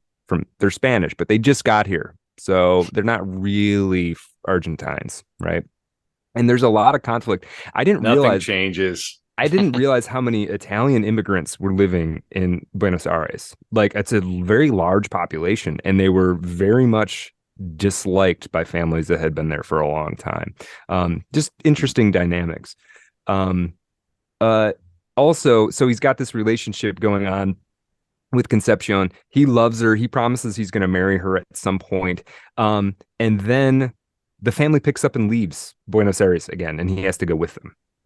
And again, but at this point, again, he's like 21 or 22 years old, and he has to like go with them. Right? He's got this relationship. He's part of this literary scene at which he's like become the head of, and he's sort of got to like go on vacation all summer with mom and dad. Very, very interesting. Now here's where we start getting caught up in his where his romantic entanglements start getting, I don't even know how to describe it, a little intense from his side. He thinks that what might save him from the drama, there's this concept that Edwin Williamson builds up in the biography called the drama of the sword and the dagger. And the sword's like the sword of honor, right? And the dagger is like the dagger that a gaucho uses to like stab a tiger in the fields, right? It's like passion versus honor. And he's always kind of caught up in this, which should you pick up the sword or the dagger sort of thing, and he ultimately picks up neither of them, is kind of what happens to him in his personal life.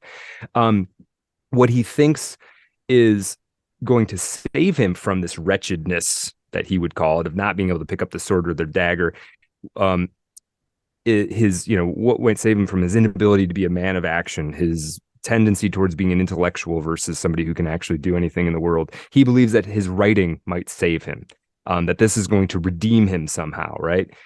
And in order to do that, in order to write, he must have inspiration. And this whole process, he likens the experience of Dante in the Divine Comedy, and the woman whoever Borges loves at the moment, he relates that woman to Beatrice, the symbol of divine love, who guides Dante through the Paradiso. Dante we're covering later this year, and of course, nice. idolizing women in your life like that will not lead to any problems whatsoever. It doesn't. No problem. Okay, good. All right. Never. Well, then you can proceed. Yeah, he's lucky in love throughout his entire life. Borges was. This total opposite. It's really the tragedy of his life is his sort of inability to do. There's some final difficult to articulate thing that he just never can quite do. Concepcion is the first woman that he likens to Beatrice, who will somehow save his soul, right? Just do the dishes is that thing, by the way. It's not that. It's like not. Yeah, it's not like, split the atom. It's a lot simpler than that. Take the garbage out once in a while. Give her a back rub. Right. Yeah. Okay. Yeah. So I'm gonna read. I think I'm gonna read this one little bit here, if it's what I remember it being. Okay. So the relationship with Concepcion doesn't work out, right? Because the family moves, and eventually he sort of loses touch with her. But it also doesn't work out because Borges is incapable of standing up to his mother, according to Edwin Williamson. Quote, in the effective economy of Borges's imagination, mother's hatred of Rosas, that tyrant that terrorized the old family, was so potent that to oppose her was to come alive, while to seek her approval was somehow to submit to oppression. Thus, civilization was associated with a deadening conformity. Barbarism stood for passion, energy, fulfillment.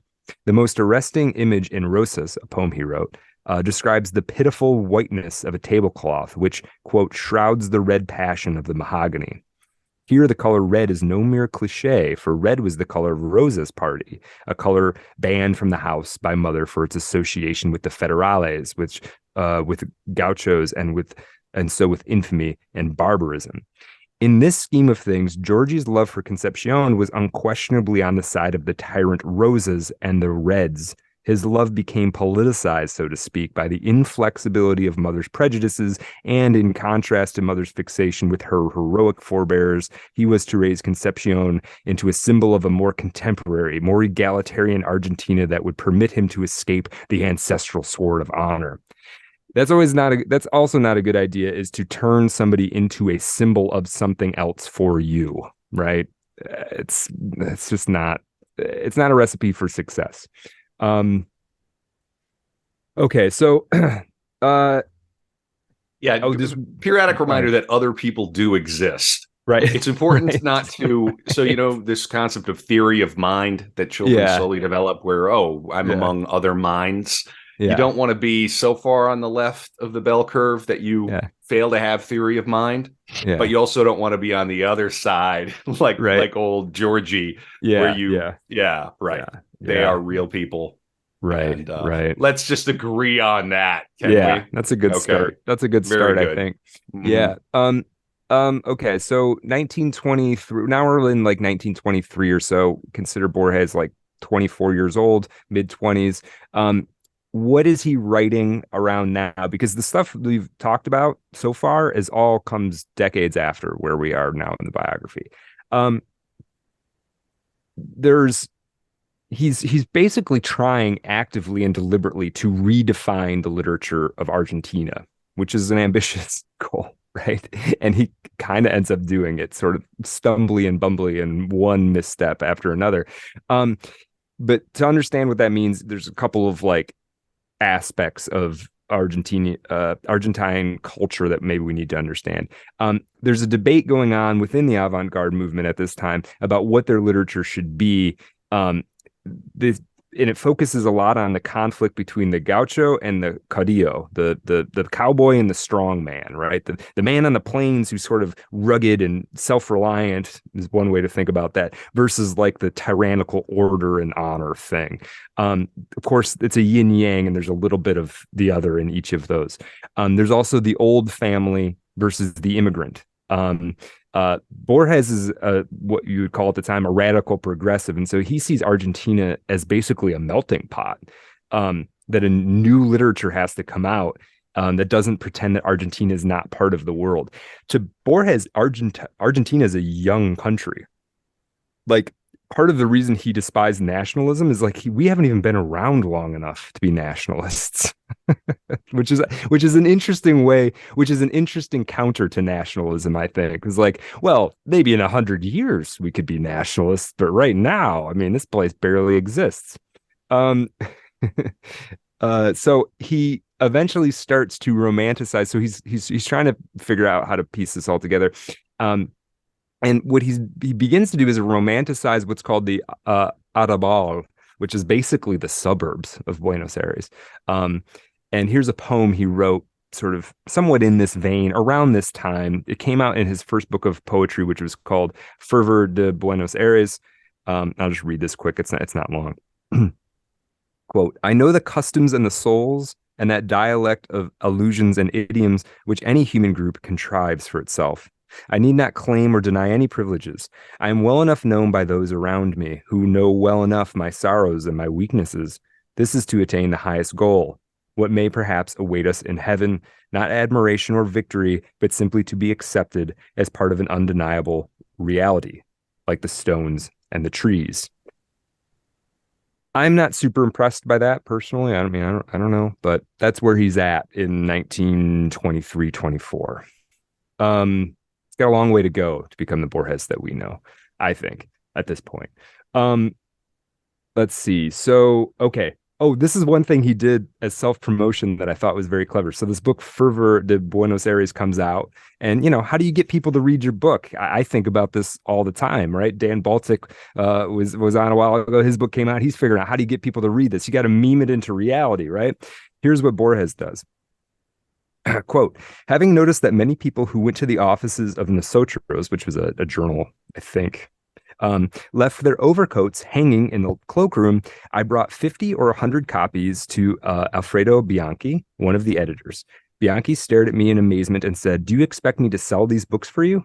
"No," I answered. "Although I've written them, I'm not altogether a lunatic. I thought I might ask you to slip some of these books into the pockets of the coats hanging out there." He generously did so. When I came back after a year's absence, I found that some of the inhabitants of the overcoats had read my poems, and a few had even written about them.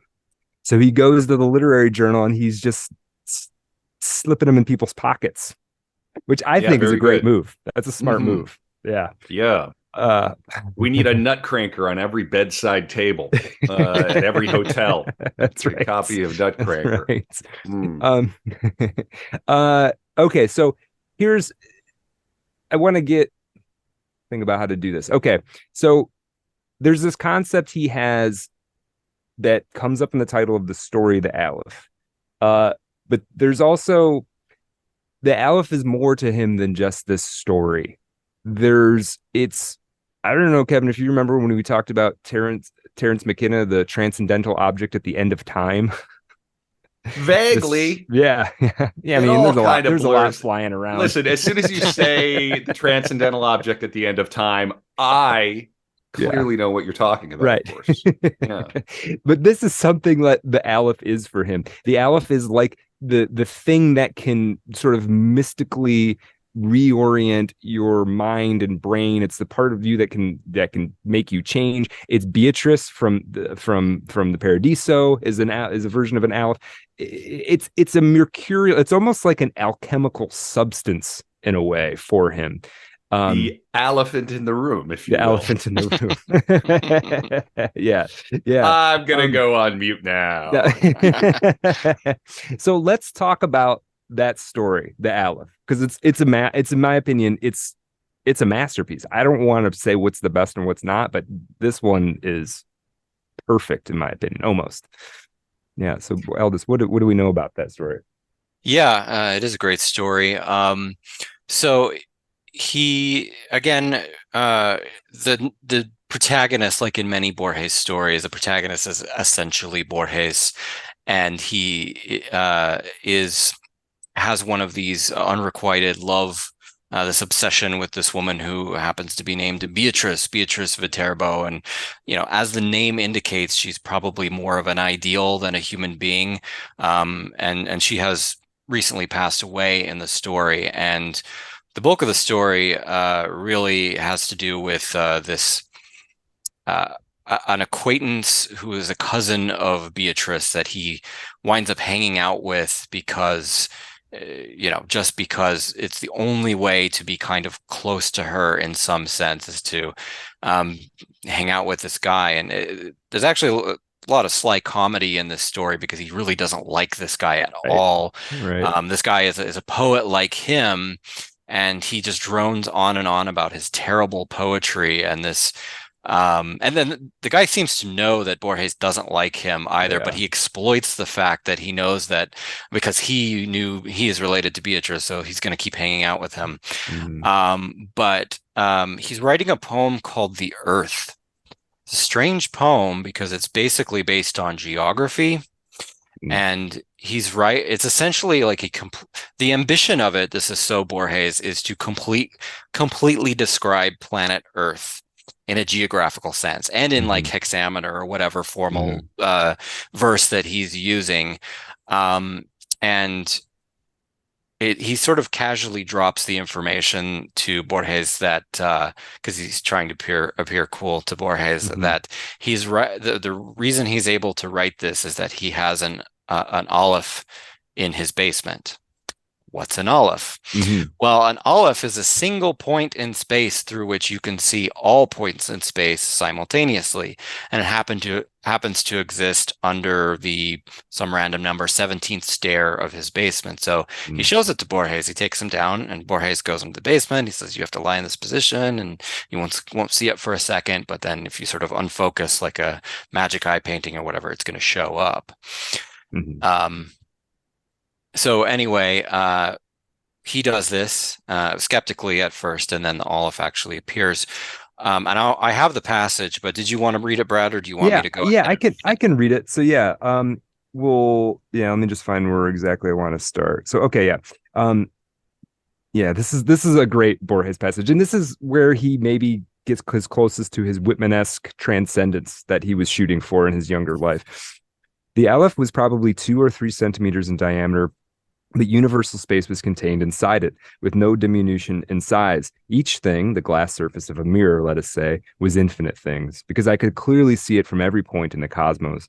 I saw the populous sea, saw dawn and dusk, saw the multitudes of the Americas, saw a silvery spider web at the center of a black pyramid, saw a broken labyrinth. It was London. Saw endless eyes, all very close, studying themselves in me as though in a mirror. Saw all the mirrors on the planet, and none of them reflecting me. Saw in a rear courtyard on Calle Solar the same tiles I'd seen 20 years before in the entryway of a house in Fray Bentos. Saw clusters of grapes, snow, tobacco, veins of metal, water vapor. Saw convex equatorial deserts and their every grain of sand. Saw a woman in Inverness whom I shall never forget. Saw her violent hair, her haughty body. Saw a cancer in her breast. Saw a circle of dry soil within a sidewalk where there had once been a tree. Saw a country house in a drogue, saw a copy of the first English translation of Pliny, saw every letter of every page at once. As a boy, I would be astounded that the letters in a closed book didn't get all scrambled up together overnight. Saw simultaneous night and day, saw a sunset in Querétaro that seemed to reflect the color of a rose in Bengal, saw my bedroom, saw in a study in Alkmaar a globe of the terraqueous world placed between 2 mirrors that multiplied it endlessly. Saw horses with wind-whipped manes on a beach in the Caspian Sea at dawn. Saw the delicate bones of a hand. Saw the survivors of a battle sending postcards. Saw a tarot card in a shop window in Mirzapur. Saw the oblique shadows of ferns on the floor of a greenhouse. Saw tigers, pistons, bisons, tides, and armies. Saw all the ants on earth. Saw a Persian astrolabe. Saw in a desk drawer, and the handwriting made me tremble, obscene, incredible, detailed letters that Beatrice had sent Carlos Argentino. Saw a beloved monument in Chacarita, saw the horrendous remains of what had once deliciously been Beatrice Vertebro, saw the circulation of my dark blood, saw the coils and springs of love and the alterations of death, saw the aleph from everywhere at once, saw the earth in the aleph, and the aleph once more in the earth, and the earth in the aleph, saw my face and my viscera, saw your face, and I felt dizzy, and I wept because my eyes had seen that secret hypothetical object whose name had been usurped by men, but which no man has ever truly looked upon, the inconceivable universe. Precisely how I felt when I first got America Online.